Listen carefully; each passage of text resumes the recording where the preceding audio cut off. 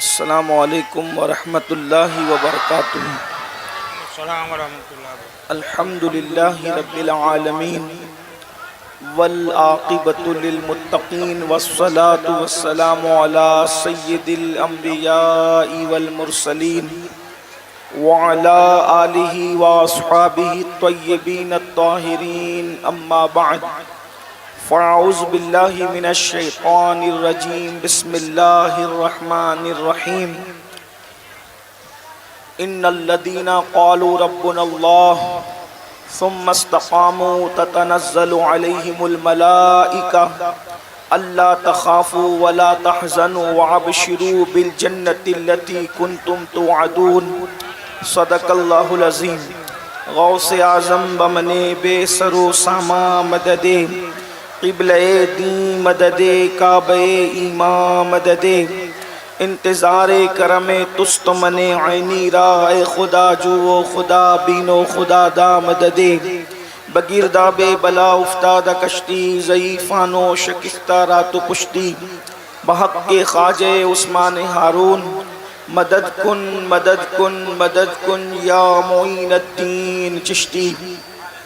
انتہائی احترام و عقیدت کے ساتھ اپنے اور ساری کائنات کے مرکز عقیدت، انیس بے کساں چارہ ساز درد منداں، ہم غریبوں کے غم گسار، ہم فقیروں کی ثروت، شہر یار ارم، تاجدار حرم، نوبہار شفاعت، شب اسرا کے دولہا، نوشے بزم جنت، دانائے سبل، مولائے کل ختم الرسل، خسرو خوباں، سیاح لامکاں، وجہ کن فکاں، در اللہ المکنون، سر اللہ المخزون، عالم ما کانا وما یکون، آب و گل انبیاء، جانو دل اصفیاء، مطلع ہر سعادت، مقطع ہر سیادت، خلاصہ کائنات، فخر موجودات، حضور احمد مجتبی محمد مصطفیٰ، ارواحنا فدا صلی اللہ تعالی علیہ وآلہ وصحبہ وبارک وسلم کی بارگاہ بے کس پناہ میں جس طریقے سے پڑھاؤں، بلند آواز سے میرے ساتھ مل کر پڑھیں۔ الصلاۃ والسلام علیک یا رسول اللہ، الصلاۃ والسلام علیک یا نبی اللہ، الصلاۃ والسلام علیک یا حبیب اللہ، وعلى آلك وأصحابك یا نور اللہ، صلی اللہ تعالی علیہ وسلم۔ پارہائے صحف غنچہائے قدس، پارہائے صحف غنچہائے قدس، اہل بیت نبوت پہ لاکھوں سلام، اہل بیت نبوت پہ لاکھوں سلام، اور خون خیر الرسل سے ہے جن کا خمیر، خون خیر الرسل سے ہے جن کا خمیر، ان کی بے لوث طینت پہ لاکھوں سلام۔ آب تطہیر سے جس میں پودے جمے، آب تطہیر سے جس میں پودے جمے، اس ریاض نجابت پہ لاکھوں سلام، اور سیدہ ظاہرہ طیبہ طاہرہ جان احمد کی راحت پہ لاکھوں سلام۔ اور جس کا آنچل نہ دیکھا مہو مہر نے، جس کا آنچل نہ دیکھا مہو مہر نے، اس ردائے نزاہت پہ لاکھوں سلام۔ اور شیر شمشیر زن شاہ خیبر شکن، شیر شمشیر زن شاہ خیبر شکن، پرتوے دست قدرت پہ لاکھوں سلام۔ وہ حسن مجتبی سید الاسخیاء، راکب دوش عزت پہ لاکھوں سلام۔ وہ شہید بلا شاہ گلگوں قبا، بے کسو دشت غربت پہ لاکھوں سلام۔ الحمدللہ آج کی یہ بڑی خوبصورت سی محفل، آپ روزانہ 10 دن تک جو اہل بیت اطہار کے حوالے سے حضرت مصباحی صاحب قبلہ سے ان کے خطابات کو سماعت فرما رہے تھے، آج ہم سب حاضر ہیں اور مجھے حکم دیا گیا ہے کہ کربلا تک کی گفتگو آپ نے سماعت کر لی ہے، بعد کربلا کے کون سے واقعات رونما ہوئے ہیں اس پر کچھ معروضات پیش کیے جائیں۔ تھوڑی دیر آپ کی خدمت کی سعادت حاصل کی جاتی ہے، میں مصباحی صاحب کی بلا کی طرح آپ کی خدمت تو نہ کر سکوں گا، لیکن بہت مختصر میں اور ٹوٹے پھوٹے انداز میں کچھ اپنے آقاؤں کی بارگاہ میں خراج عقیدت اس امید پر پیش کریں گے کہ اللہ پاک میرے اور آپ کے لیے نجات کا سامان کرے۔ اہل البیت کی تعریف کرنا کیا چیز ہے؟ سعادت الکونین میں امام یوسف نبہانی رحمت اللہ تعالی علیہ، آپ کی بڑی شور آفاق کتاب ہے درود شریف کی برکات پر، سعادت الکونین۔ امام یوسف نبہانی وہ شخص ہے کہ اعلیٰ حضرت امام احمد رضا کی کا جو مرتبہ اور مقام ہندوستان اور بر صغیر میں ہے، وہی مقام امام یوسف نبہانی کا عالم عرب کے اندر ہے۔ اہل عرب آپ کو 14ویں صدی کا مجدد قرار دیتے ہیں۔ امام یوسف نبہانی اتنی بڑی ہستی ہے کہ 70 مرتبہ سے زیادہ آپ کی اہلیہ نے رسول اللہ کی زیارت کی ہے۔ جس کی بیوی کی یہ شان ہو، اس کے شوہر کی شان کا عالم کیا ہوگا؟ یہی امام یوسف نبہانی ہیں، جب بارگاہ رسالت میں جاتے تھے تو کبھی سنہری جالیوں کے سامنے کھڑے نہیں ہوئے، بلکہ ہمیشہ چوکھٹ پہ کھڑے رہتے تھے۔ لوگوں نے پوچھا سرکار آپ اتنے بڑے عالم ہیں، اتنے بڑے متقی پرہیزگار انسان ہیں، آپ چوکھٹ پہ کیوں کھڑے ہوتے ہیں، مواجے پر کیوں نہیں آتے؟ تو ارشاد فرماتے ہیں کتوں کا کام دروازوں پر ہوتا ہے، گھر میں گھسنے کی اوقات نہیں ہوتی۔ ایسی شخصیت امام یوسف نبہانی۔ اب وہ اپنی کتاب سعادت الکونین میں لکھ رہے ہیں کہ اہل البیت کی فضیلت بیان کرنے کی شان کیا ہے۔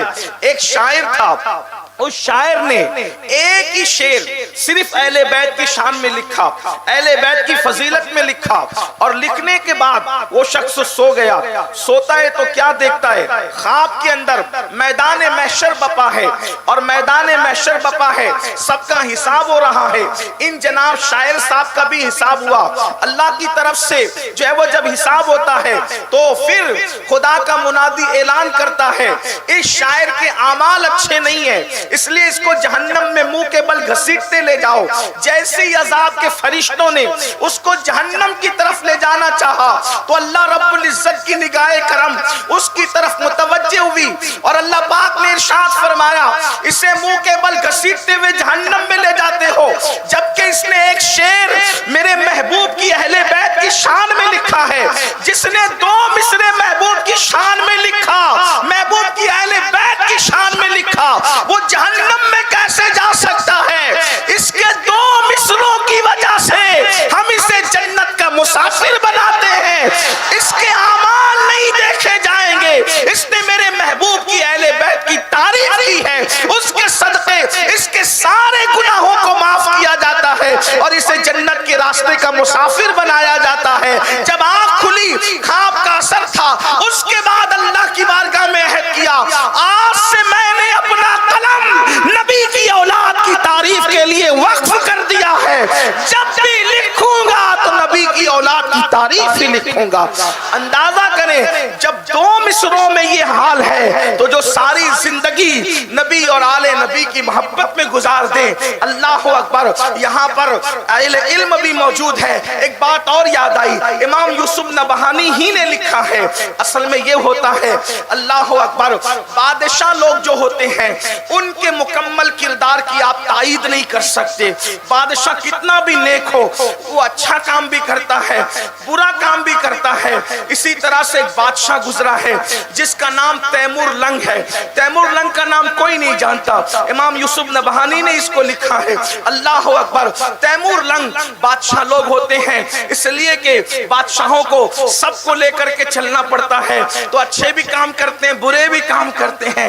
حاجی عارف نسیم صاحب جیسے لوگ سیاست کے میدان میں کم ہوتے ہیں، اللہ تعالیٰ جو ہے ان کو برکتوں سے نوازے اور مزید اللہ مذہب و مسلک پر استقامت عطا کرے۔ لیکن تیمور لنگ کے معاملات بہت اچھے بھی تھے اور کچھ بہت برے بھی تھے، لیکن لوگ جو ہوتے ہیں بچپنے کے دوست وہ انسان کو اچھی طرح جانتے ہیں۔ بیوی، ماں، باپ، بھائی، بچپن کا دوست، یہ انسان کے مکمل کردار سے واقف ہوتے ہیں۔ تیمور لنگ کا انتقال ہوا، موت کے بعد کسی نے دیکھا ایک تخت بچھا ہوا ہے، اللہ کے رسول اس تخت پر جلوگر ہیں۔ آپ توجہ فرمائیں، اہل البیت کی تعریف کا صلہ کیا ہے؟ اللہ اکبر۔ اکبر. تیمور لنگ انتقال کے بعد کیا دیکھا گیا؟ اس کے بچپنے کے دوست نے دیکھا تخت بچھا ہوا ہے، اللہ کے رسول جلوگر ہے اور حضور کے قدموں میں تیمور لنگ بیٹھا ہوا ہے. آپ اندازہ فرمائیں، شاید دنیا دار لوگوں کو اس کی اہمیت کا اندازہ نہ ہو کہ رسول اللہ کے قدموں میں بیٹھنے کا مقام کیا ہے.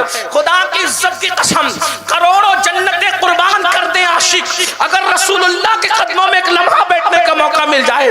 استاد زمن کہتے ہیں اللہ اکبر، جو سر پہ رکھنے کو مل جائے نالے پاک حضور تو پھر کہیں گے کہ ہاں تاجدار ہم بھی ہے. جب نالین مصطفیٰ کا یہ مقام ہے تو قدم ناز مصطفیٰ کا مقام کیا ہوگا؟ واللہ کروڑوں جنتیں قدم مصطفیٰ میں سمٹ آئی ہے. جب ماں کے قدموں کے نیچے جنت ہے تو سید العالمین کے قدموں کے مقام کا عالم کیا ہوگا؟ تیمور لنگ کو حضور کے قدموں میں بیٹھ کر کے دیکھا گیا، بیٹھا ہوا حضور کے قدموں میں. تو پوچھنے والے نے پوچھا، لہجہ دیکھو، بچپنے کا دوست تھا، او دشمن خدا تو نبی کے قدموں میں بیٹھا ہے، یہ مقام تجھے کیسے ملا؟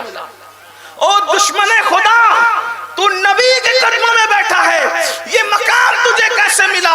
اس لئے کہ جو تیمور کی زندگی پڑھ چکے وہ جانتے ہیں.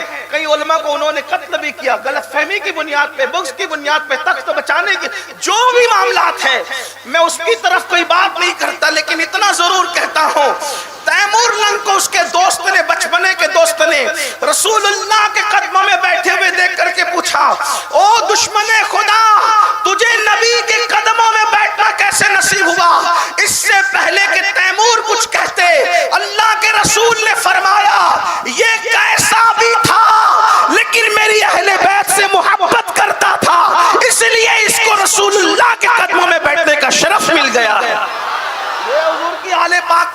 حضور کی آل پاک کی محبت کا صلہ یہ ہے. ایک حدیث ترمذی شریف سے پڑھ دوں، آئیے توجہ فرمائیں، پھر کربلا کے بعد کے واقعات پر جو مجھے حکم ہوا ہے اس پر گفتگو کا آغاز کرتے ہیں.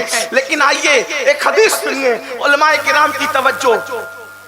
ہمیں جو جنت ملے گی انشاءاللہ، ہمیں جو جنت ملے گی وہ جنت ولیوں کی جنت کے برابر نہیں ہوگی. اگر آپ بات سمجھتے ہیں تو آپ کو سمجھ میں آئے گی. ہمیں جو جنت ملے گی، ہماری جنت ولیوں کی جنت کی طرح نہیں ہوگی. یہ بات سمجھتے ہیں؟ ولیوں کی جو جنت ہوگی، جو ان کو ان کے مقام اور مرتبے کے لحاظ سے عمل کی بنیاد پر اللہ اپنے فضل سے دے گا. ولیوں کی جنت صحابہ کی جنت کی طرح نہیں ہوگی. ٹھیک، صحابہ کی جنت انبیاء کی جنت کی طرح نہیں ہوگی.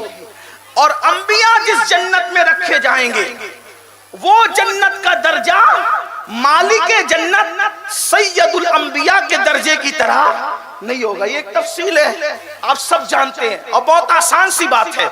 یعنی یوں ہی اگر کسی کو کسی کے جیسے آپ نے نمازیں پڑھ لی، اللہ نے کرم فرمایا تو جو جنت آپ کو ملے گی، آپ کی کتنی نمازیں ہوں، کتنے ہی حج ہوں، آپ ولیوں کے برابر والے درجے میں نہیں پہنچ سکتے. یہ بات ہے، آپ کی کوئی نئی بات نہیں ہے اور میں کوئی نئی بات کر بھی نہیں سکتا. کیوں؟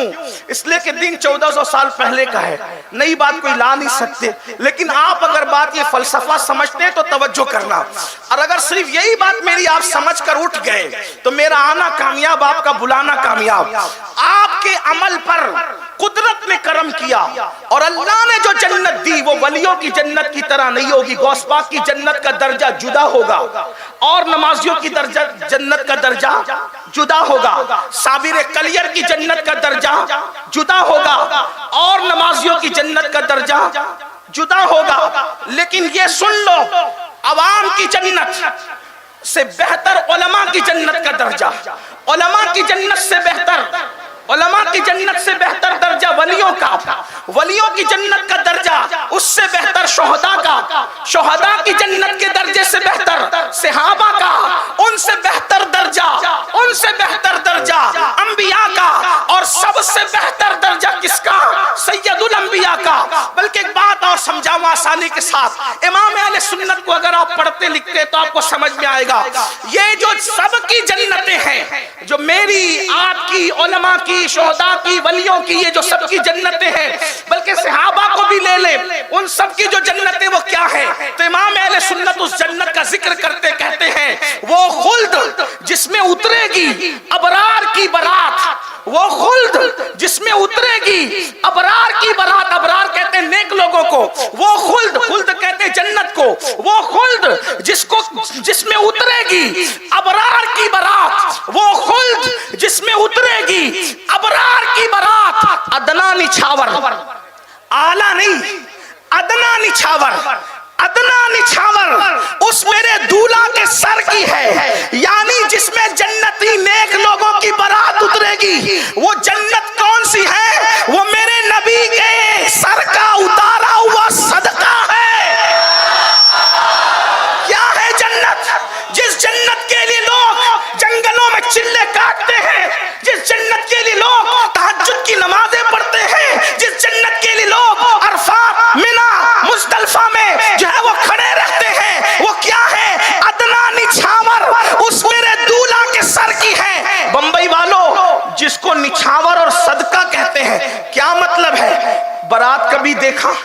جو برات نکلتی ہے دولہا کے ساتھ، اور جب جو دولہا ہوتا ہے تو دولہا کے سرپرست، دولہا کے بڑے، اس کے اوپر سے نچھاور کرتے صدقہ ہے۔ توجہ، صدقہ تو صدقے کا اصول یہ ہے، صدقے کا اصول کہ جس پہ سے اتارا جاتا ہے اس کو نہیں دیا جاتا ہے نا۔ صدقے کا اصول یہی ہے، بلکہ کسی کلاش غریب مفلس پر سے بھی صدقہ اتارا جائے تو اس کو نہیں دیا جائے گا۔ کیوں؟ اس لیے کہ غیرت عشق کے خلاف ہے، جس کا صدقہ اسی کو دینا غیرت عشق کے خلاف ہے۔ تو یہ جو سب کی جنت ہے، یہ کس کا صدقہ ہے؟ ادنا نچھاور اس میرے دولہا کے سر کی ہے، یعنی یہ سب جنتیں جو ہیں میرے نبی کے سر کا اتارا ہے۔ تو جس کا اتارا ہوتا ہے اس کو نہیں دیا جاتا، تو ماننا پڑے گا جب یہ جنتیں نبی کا صدقہ ہے تو یہ صدقہ نبی کو نہیں دیا جائے گا۔ نبی کی جو جنت ہوگی یہ اس جنت کے علاوہ ہوگی، نبی کی جو جنت ہوگی یہ اس جنت کے علاوہ ہوگی۔ اب اس جنت میں نہ حاجی جا سکے گا، نہ نمازی جا سکے گا، نہ شہید جا سکے گا، نہ مجاہد جا سکے گا۔ اگر نماز کی بنیاد پہ کوئی نبی کی جنت میں جانا چاہے انٹری نہیں ہوگی، روزے کی بنیاد پہ نبی کی جنت میں جانا چاہے داخلہ ممنوع ہوگا۔ کیوں؟ اس لیے کہ جس کی اوقات اور حیثیت نہیں اس درجے میں جانے کی وہ جا نہیں سکتا۔ نماز پڑھ کے تمہیں اپنے درجے کی ملے گی، علماء کے درجے کی نہیں ملے گی، تو نبی تو دور کی بات ہے، سید الانبیاء تو دور کی بات ہے۔ لیکن بمبئی کے مسلمانوں سن لو، اللہ اکبر، بہت بڑی بات کہہ رہا ہوں مگر حدیث کی روشنی میں کہہ رہا ہوں، واللہ اپنے عمل کی بنیاد پر آپ علماء، اولیاء اور صحابہ کی جنت میں نہیں جا سکتے، لیکن رسول اللہ نے ایک عمل ایسا بتا دیا ہے کہ نبی کے ساتھ جنت میں رہنا ملے گا، نبی کے درجے میں جنت میں رہنا ملے گا۔ وہ عمل کیا ہے؟ ترمذی شریف کی حدیث ہے، آقا فرماتے ہیں جو مجھ سے اور میری اہل بیت سے سچے دل سے محبت کرے گا تو جنت کے جس درجے میں میں محمد رہوں گا اسی درجے میں اہل بیت سے محبت کرنے والے۔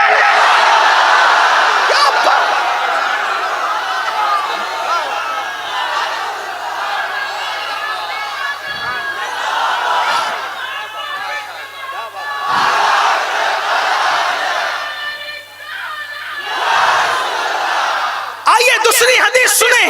ایک مرتبہ اللہ کے رسول علیہ السلام سیدہ فاطمہ الزہرا کے حجرے میں تشریف لائے، مولائے کائنات سو رہے تھے۔ آقا نے فرمایا فاطمہ تم اور میں، یعنی محمد الرسول اللہ، حضور کے بولنے کا انداز دیکھیں، فاطمہ تم اور میں یعنی محمد رسول اللہ، حسن اور حسین اور یہ جو بندہ سو رہا ہے یعنی علی، ہم 5 تن یعنی 5 تن جنت میں ایک ساتھ رہیں گے، ایک قبے کے نیچے ایک ساتھ رہیں گے، قربان جائیں رسول اللہ کا ساتھ 5 لوگ 4 لوگ اور ہوں گے 5 تن۔ سیدہ کریم باپ کی کریم شہزادی کو ماننے والے یاد آ گئے. عرض کی بابا ہم تو ایک ساتھ رہیں گے لیکن ہم سے محبت کرنے والے کہاں رہیں گے؟ آقا نے فرمایا بیٹی جہاں ہم رہیں گے محبت کرنے والے وہیں ہیں.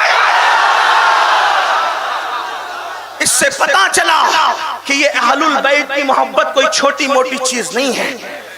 لیکن ایک بات کہوں آپ سے, بات اسی طرف لے جاؤں گا, لیکن ایک بات, اب ہم سب کہتے ہیں ہم محبت کرتے ہیں, لیکن محبت کا نام ہم نے کڑے پہننا رکھ لیا, ڈورے پہننا رکھ لیا, کپڑوں کا کلر محبت کے نام سے منسوب ہو گیا. میرے بھائی اگر کپڑوں کا کلر کسی کو محب اہل بیت بناتا تو پھر کپڑوں کی دکان سب سے بڑی محب اہل بیت ہوتی. اگر کڑے کسی کو محب اہل بیت بناتے تو پھر کڑوں کی دکان سب سے بڑی محب اہل بیت ہوتی. کڑے, ڈورے, کپڑے یا پھر کوئی مخصوص رسمیں. اور اگر ہمارے بزرگ لوگ برا نہ مانے تو یہ بھی کہہ دوں, چند ڈرم شربت بھی کسی کو مکمل محب اہل بیت نہیں بنا سکتے. چند کھچڑے کی دیگے بھی کسی کو محب اہل بیت نہیں بنا. یہ نشانی ہے, اس کا انکار نہیں. یہ تو ہمارے باپ دادا کرتے آ رہے ہیں, کرتے ہیں, کرتے رہیں گے. لیکن اتنا ضرور کہتا ہوں, یہ چیزیں جو شربت ہے, نیاز ہے, نظر ہے, 10 12 دن کی محفلیں, اگر اسی سے کوئی محب اہل بیت بنتا تو پھر آپ سے پوچھتا ہوں کہ علی اکبر کی جوانی کیوں لٹتی؟ علی اکبر کی جوانی کیوں لٹتی؟ آپ غور کریں, آپ کے گھر میں بھی بیٹے ہوں گے, آپ کے گھر میں بھی بیٹے ہوں گے. مصطفیٰ جان رحمت کی نالین کے صدقے میرے گھر میں بھی ہے. اللہ آپ کے بچوں کو بھی سلامت رکھے, ہمارے بچوں کو بھی سلامت رکھے. لیکن بچے تیز سے بائک بھگا دے تو باپ کا آفس میں دل نہیں لگتا. وہ تیز سے بائک بھگا کر کے گیا, پتہ نہیں اس کا کیا حال ہوگا. دل دھڑکتا ہے. جیسے جیسے بچے جوان ہوتے جاتے ہیں ویسے ویسے ماں باپ کی امیدیں اور وابستہ ہوتی جاتی ہے. شادی کا دولہا تو ہر باپ بناتا ہے, لیکن امام حسین اس باپ کا نام ہے جس نے اللہ کے دین کے لیے اپنے بیٹے کو شادی کا نہیں بلکہ شہادت کا دولہا بنایا ہے. اب آپ سے پوچھتا ہوں, اگر کربلا کو رسم کے طور پر سمجھتے ہو تو پھر آپ میں اور روافض میں کیا فرق ہے؟ لیکن اگر آپ واقعی سواد اعظم کے ماننے والے ہو تو ہمارے نزدیک کربلا رسم نہیں بلکہ حقیقت ہے. کربلا عشق کی امتحان کا نام ہے, کربلا عشق کی امتحان کا نام ہے, کربلا وفا کی آبرو کا نام ہے, کربلا حقیقتوں کے معیار کا نام ہے, کربلا وفاؤں کو کی تجدید کا نام ہے, کربلا اللہ اکبر دین کے تحفظ کا نام ہے, کربلا شریعت کی حفاظت کا نام ہے, کربلا اللہ و رسول سے وفا کے اظہار کا نام ہے. کربلا یہ بتا رہا ہے ایک طرف دین ہے. اب سنو, اگر کربلا سننے آئے ہو تو سن لو, ایک طرف دین ہے اور دوسری طرف خوبصورت بیٹا. کیسا خوبصورت بیٹا؟ میں چیلنج کرنے کا عادی نہیں کیونکہ میں کوئی محقق اور علامہ فہامہ نہیں, ایک چھوٹا سا طالب علم ہوں, لیکن اس مقام پر میں چیلنج کیے بغیر نہیں رہوں گا. مشرق سے لے کے مغرب تک, شمال سے لے کے جنوب تک جاؤ, چراغ لے کر نہیں بلکہ سورج لے کر کے ڈھونڈ لو. حسین کے علی اکبر جیسا بیٹا آج کسی کے گھر میں نہیں ہوگا, کیونکہ تمہارا بیٹا یا تو دادی کے مشابہ ہے یا دادا کے, تمہارا بیٹا یا نانی کے مشابہ یا نانا کے, تمہارا بیٹا یا ماں کے مشابہ یا باپ کے. حسین کا شہزادہ علی اکبر تو اللہ کے محبوب محمد رسول اللہ کے ہم شبیہ. ایسا خوبصورت بیٹا ایک طرف, اللہ کا دین ایک طرف. کربلا کیا ہے؟ ایسا خوبصورت ہم شبیہ پیغمبر, ہم شبیہ رسول, تصویر مصطفیٰ, تنویر مرتضیٰ, 18 سال کا کڑیل جوان ایک طرف, اللہ کا دین ایک طرف. غیب سے ندا آتی ہے, حسین کس کو چنتے ہو, دین کو یا ہم شبیہ پیغمبر بیٹے کو؟ توجہ کرنا, اس کو کربلا کہتے ہیں. کربلا بہت سنا, بدلے کیوں نہیں اب تک؟ کربلا بہت سنا, نمازی بنے کیوں نہیں اب تک؟ کربلا بہت سنا, دینداری کتنی آئی؟ کربلا کا بیان سن کر اٹھتے ہو اور لڑکیوں پہ پاپ کی نظر ڈالتے ہو؟ کیا ہے؟ کربلا کا بیان سن کے اٹھتے ہو اور اسی رات کو پھر نشہ کرتے ہو۔ کربلا کا بیان سن کے اٹھتے ہو اور گھر جا کر کے ماں کو پھر وہی دکھ دیتے ہو۔ کربلا تو وفا کا نام ہے۔ جو اپنی ماں کو راضی نہ کر سکا وہ امام حسین کو کیا منہ لے کر جائے گا؟ اس لیے کہ امام حسین تو ماں کے ایسے وفادار تھے، پوری زندگی امام حسن اور امام حسین نے 6-7 سال کی عمر تھی ماں کی حیات میں، ماں کے ساتھ بیٹھ کے ایک برتن میں کھانا نہیں کھایا۔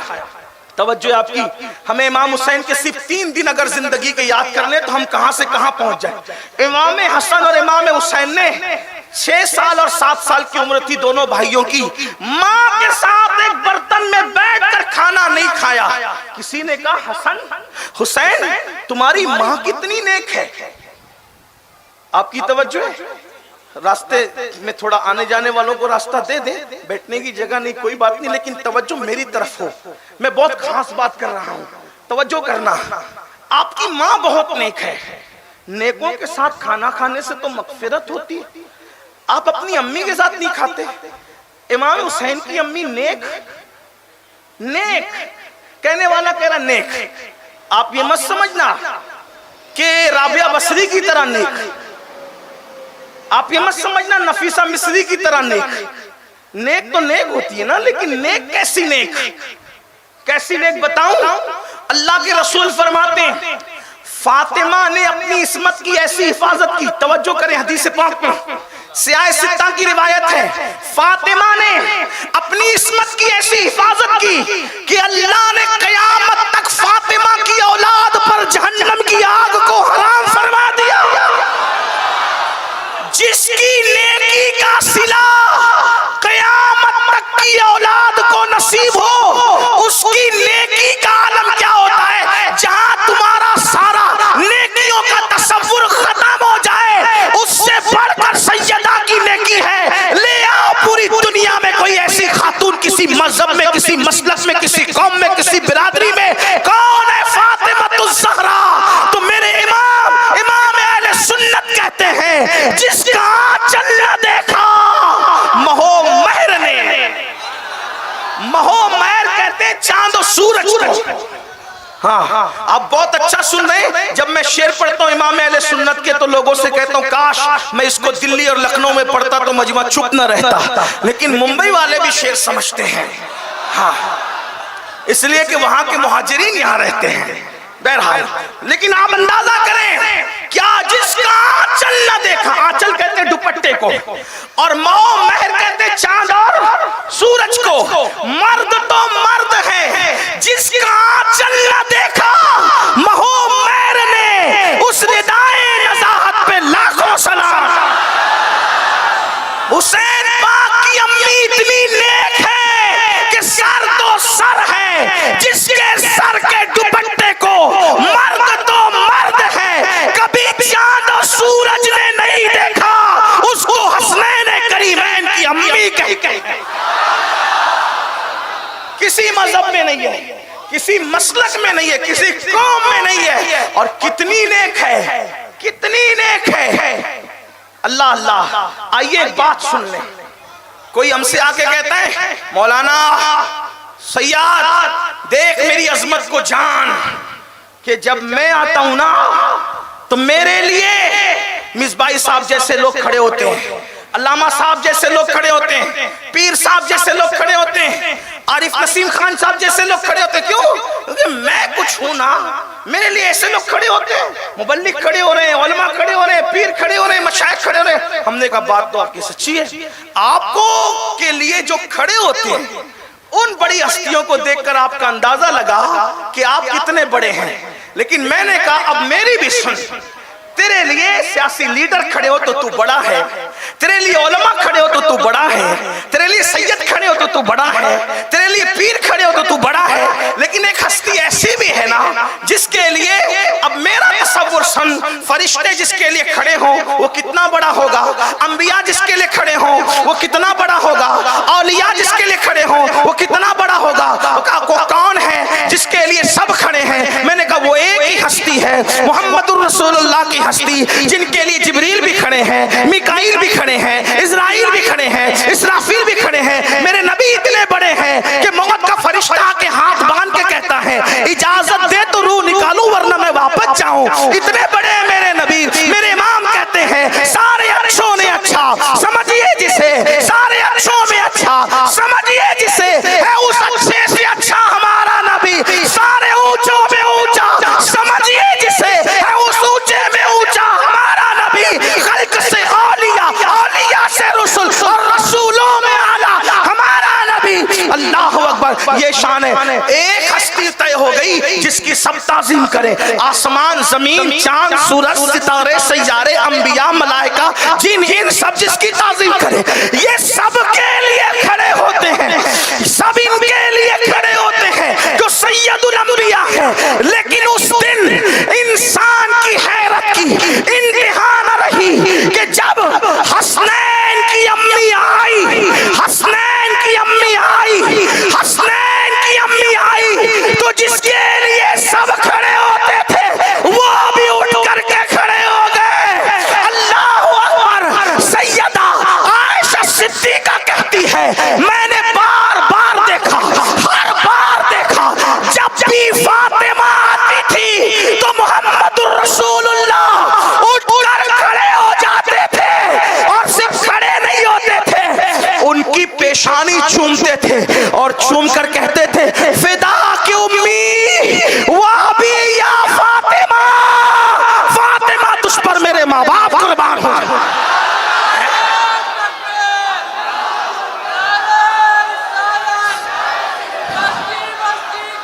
لاؤ نا کوئی ایسی ہستی کا تصور تو لاؤ.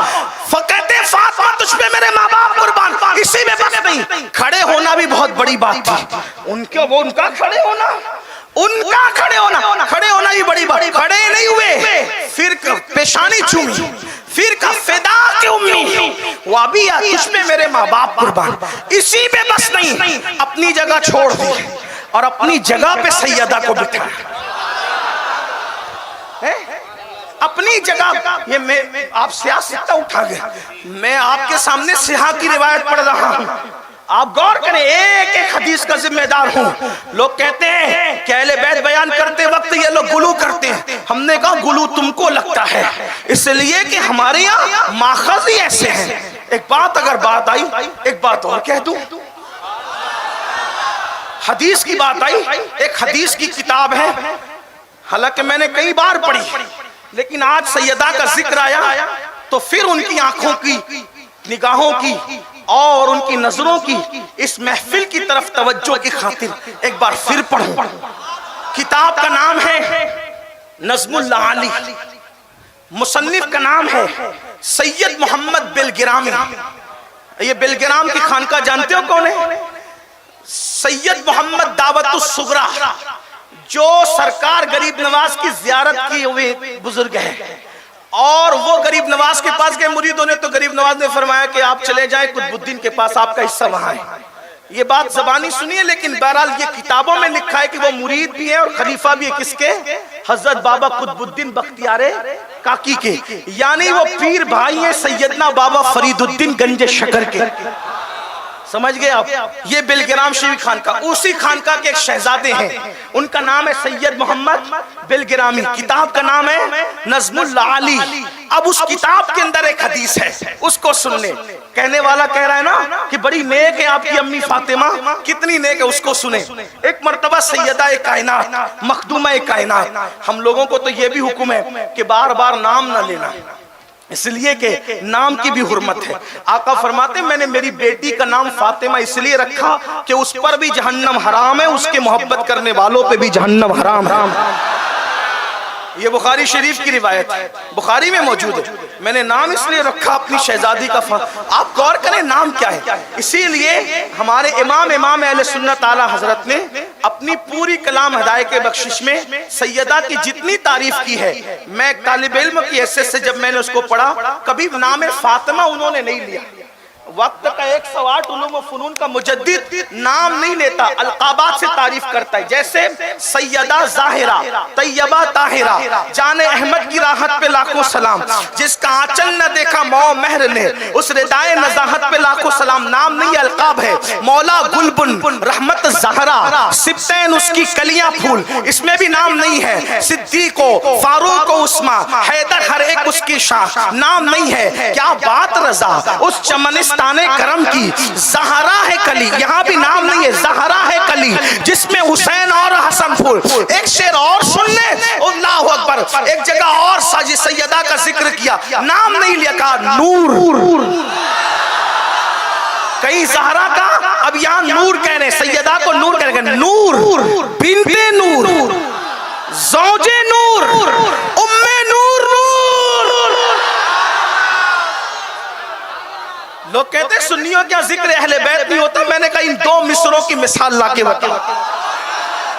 اقبال نے سیدہ کی شان بیان کی 6 مصروں میں. یہ امام اہل سنت کا عشق رسول ہے. ایک مصرے میں اتنی نسبتیں بیان کر دی. اور ایک بات بتاؤں، اگر اردو زبان جاننے والے زندہ ہے تو بات پوچھتا ہوں، ایک ہی نور ہے اور ہر جگہ الگ الگ معنی میں. نور معنی ہے سیدہ فاطمہ، بنت نور معنی ہے رسول اللہ، زوج نور معنی ہے علی مرتضی، ام نور، نور ایک کا معنی امام حسن، ایک کا معنی امام حسین.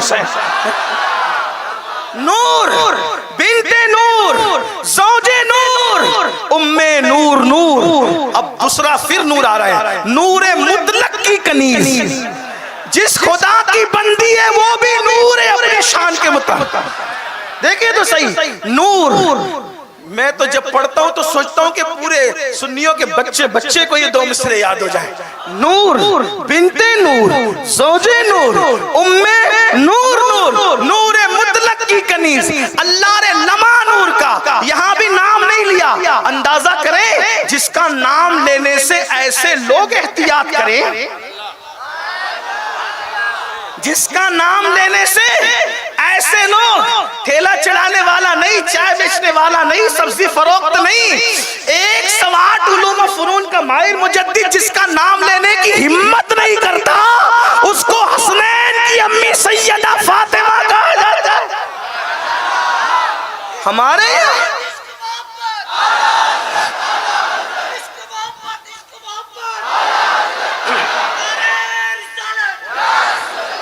چلیے اہل البیت کی بات آئی تو سید خلیل کی طرح میری آواز نہیں ہے، لیکن میں اس کو پڑھتا ہوں اپنے. ہمارے بزرگ لوگ جیسے پڑھتے تھے میں ویسے پڑھتا ہوں. آپ بھی ساتھ میں شامل ہو، پھر بات آگے بڑھتی. کہتے ہیں نور بنت نور، زوجے نور، ام نور. نور اہل منبر بھی اگر کھائے ہیں تو وہ بھی اہل بیت کے ٹکڑے کھائیں تو میرے ساتھ ملیں. ہاں اس لیے کہ منبر والوں کو دیکھ کر کے نیچے والوں کے حوصلے بلند ہوتے ہیں. اور یہ ذکر اہل بیت میں کیا شرمانا، اللہ نے تو زبان اسی لیے دی ہے. نور بنت نور، زوجے نور، ام نور. نور، نور بنت نور، زوجے نور، ام نور. نور، نور مطلق کی کنیز، اللہ رے لما نور کا. اور پھر اس کی تشریح کہتے ہیں ایک سینے تک مشابہ، ایک وہاں سے پاؤں تک، حسن سبتین ان کے جاموں میں ہے نیما نور کا. تو نتیجہ نکلتا ہے تیری نسل پاک میں ہے بچہ بچہ نور کا. تیری نسل، تیری نسل، تیری نسل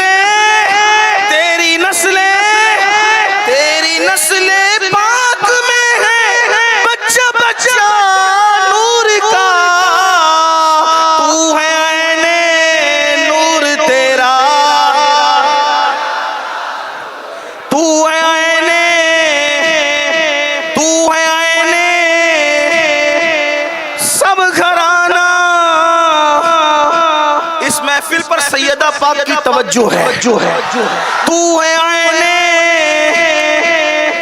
سب گھرانا،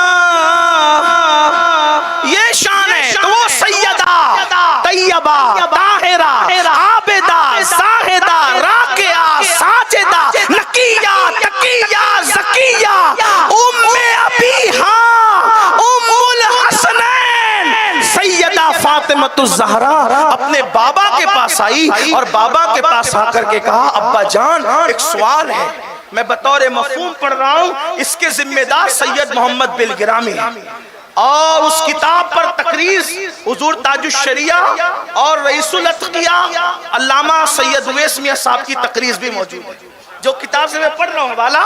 اس کا مطلب آپ یہ نہ سمجھے کہ مجھ میں لوگ یہ کہتے ہیں کہ یہ تھوڑا سا جب اہل بیت بیان کرتا ہے تو ٹریک سے ہٹتا ہے، لیکن میں کہتا ہوں کوئی مجھ سے پوچھے تو صحیح نہ کہ اگر اتنی کتابوں کا نام لے کر بھی اگر میں جو ہے وہ آپ کو گلو کرنے والا لگتا ہوں تو میں کہتا ہوں شاید آپ کو پتہ ہی نہیں ہے کہ اہل بیت کی معرفت کس چیز کا نام ہے۔ سید محمد بلگرامی لکھ رہے ہیں، تقریر لکھنے والوں کے نام بھی بتا دیے، لیکن ایک بات سنیں، سیدہ پاک مخدومہ کائنات حاضری بابا ایک سوال کرنا ہے۔ کیا سوال ہے؟ سب سے پہلے جنت میں کون جائے گا؟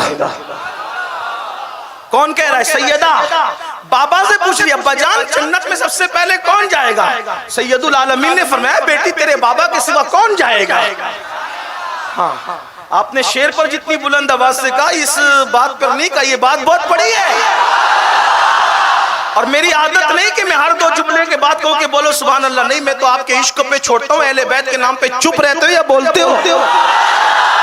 اس نام پر تو مردوں کو بھی بولنا چاہیے، ہاں، اس لیے کہ کسی عمل پر خاتمے کی بشارت ایمان پر نہیں ہے، ایمان پہ خاتمے کی بشارت کسی عمل پر نہیں ہے، لیکن ایک عمل ایسے آقا فرماتے ہیں جو میری اہل بیت کی محبت میں مرے گا وہ ایمان پر مرے گا، اور صرف ایمان پر نہیں اس سے بڑا درجہ دیا، فرمایا شہادت کا مرتبہ نصیب ہوگا، اس سے بڑا درجہ دیا، جیسے دلہن کو سجا کر دولہا کے گھر لے جاتے ہیں ویسے محبان اہل بیت کو دلہن کی طرح سجا کر جنت میں لے جائے۔ ان روایات کو لکھا ہے علامہ فخر الدین رازی نے تفسیر کبیر میں، اس کا بھی حوالہ آپ کو یاد ہونا چاہیے۔ تو عرض کیا کر رہا تھا، سیدہ نے پوچھا بابا سب سے پہلے جنت میں آپ اس کو نہیں سمجھے کہ یہ بات کس کی طرف کس کے نشیمن پہ بجلی گرا رہی ہے؟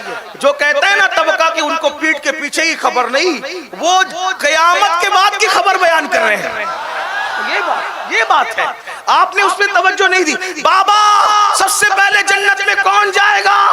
تو سرکار نے کیا فرمایا؟ تیرے بابا کے سوا کون جائے گا؟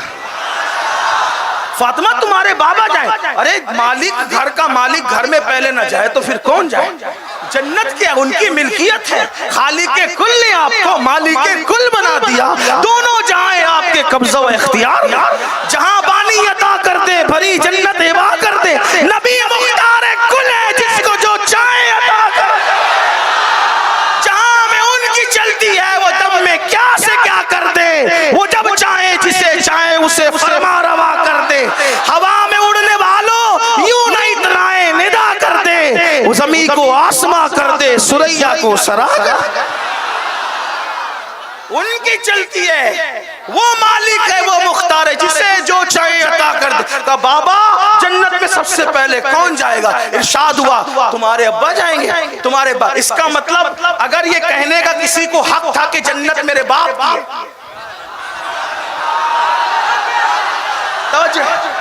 اگر یہ کہنے کا کسی کو حق ہے کہ جنت میرے باپ کی ہے تو وہ ذاتی سیدہ فاطمہ ان کی بہنیں اور ان کے بھائی، لیکن جنت جس کے باپ کی تھی اور ہے اس کی کبھی ایک وقت کی نماز بھی نہیں چھوٹی، اور جن کو جنت کی خوشبو بھی نہیں ملی وہ جمعہ بھی 2 رکعت پڑھ کے ایسے بھاگتے ہیں جیسے اسکول سے چھٹی ہونے کے بعد اسکول کے بچے بھاگتے ہیں۔ ہنسنے کی بات نہیں ہے، آپ بتائیں جس کے باپ کی جنت ہے اس کی اس کی ایک رکعت بھی کبھی نہیں چھوٹی.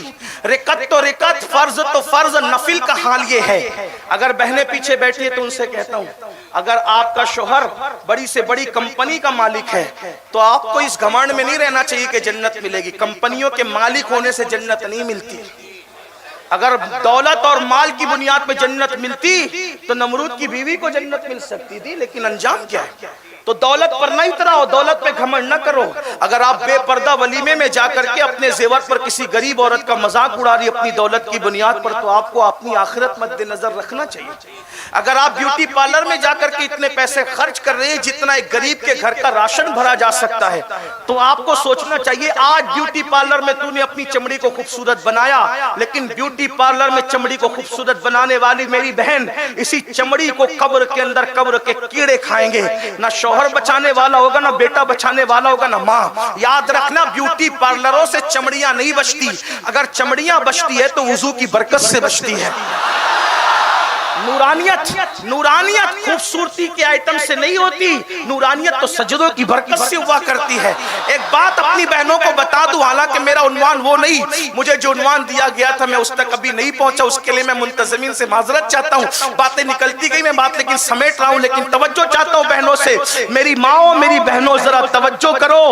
جو عورتیں اسی ہندوستان میں ہم نے تاریخ پڑھا ہے، ہم نے اسی ہندوستان کی تاریخ پڑھا. اس ہندوستان میں کچھ ایسی عورتیں تھیں جن کو نہلایا جاتا تھا تو روزانہ نیا حوض بنایا جاتا تھا، جس کو ہلدی اور چندن سے اور دودھ میں غسل دیا جاتا تھا. جب وہ عورتیں کسی فنکشن میں جاتی تھی تو بالوں بال موتی پروئے جاتے تھے. جا کر کے مغلوں کی عورتوں کا قصہ پڑھو، جا کر کے آپ جو ہے وہ پڑھو گوریوں کی عورتوں کے قصے، آپ کو سمجھ میں آئے گا. جن کو بالوں بال موتی پروئے جاتے تھے، جن کو ہلدی چندن اور دودھ سے نہلایا جاتا تھا، جن کے لیے ہر روز نئے حوض بنائے جاتے تھے، کہاں ہیں وہ عورتیں؟ نہ نام ہے نہ نشان ہے، حتیٰ کہ قبروں کا نشان بھی مٹ گیا. لیکن وہ سیدہ جس کے گھر میں 2 مہینے تک چولہا نہیں جلتا تھا، جمعہ کا خطیب اس وقت تک خطبہ مکمل نہیں کرتا جب تک سیدہ فاطمہ کا نام نہیں لے. کیا سمجھ میں؟ مال اہم نہیں ہے، اللہ کی رضا اہم ہے. عبادتیں میں ایک رات میں ایک سجدہ کرتی اور پوری رات سجدے میں گزار دے. تو بات سمیٹتے ہوئے عرض کر رہا ہوں کہ ہمیں بھی دین کی طرف آنا چاہیے. سیدہ نے پوچھا بابا سب سے پہلے جنت میں کون جائے گا؟ آقا نے فرمایا تمہارے بابا. پھر فوراً دوسرا سوال، عورتوں میں کون جائے گا بابا؟ بابا عورتوں میں کون جائے گا؟ فرمایا بیٹی وہ مریم کی جو بیٹی ہے نا، وہ عمران کی جو بیٹی ہے نا، عمران کی بیٹی مریم. عورتوں میں سب سے پہلے جنت میں کون جائے گا؟ عمران کی بیٹی مریم جنت میں جائے گی، جو حضرت عیسیٰ علیہ السلام کی امی ہے. سیدہ کے چہرے پر کچھ آثار آئے. آقا علیہ السلام شہزادی کے چہرے پہ آثار نہیں دیکھ سکتے، بلکہ کیا فرمایا؟ فاطمہ کو راضی کرنے سے اللہ راضی ہوتا ہے. یہ بھی سیاہ ستہ کی روایت سیاہ میں فاطمہ الزہرا کو راضی کرنے سے اللہ راضی، اور فاطمہ کو ناراض کرنے سے اللہ ناراض ہوتا ہے. مولا حسین کی محفل میں اتنی دیر سے کھڑے ہو، اتنی دیر سے بیٹھے ہو، سیدہ راضی نہ ہو رہی ہوگی؟ سیدہ پاک کی توجہ نہ ہو رہی ہوگی؟ سوچو تو صحیح. اور وہ راضی ہو جائیں، حضور فرمانے کہ اللہ راضی ہو جائے. کتنا آسان طریقہ ہے. سیدہ کے چہرے پہ رنگ آیا، اثر آیا.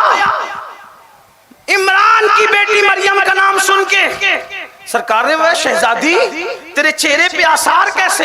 کہا بابا ہم نے تو عورتوں کا نام اس لیے لے لیا تھا، آپ نے جب کہا کہ جنت میں سب سے پہلے بابا جائیں گے میں جاؤں گا، تو ہم نے عورتوں کا نام اس لیے لیا کہ عورتوں میں کون جائے گا. تو میں نے سمجھا کہ آپ میرا نام لیں گے. آپ نے میرا نام نہیں لیا، مریم کا نام لیا آپ نے.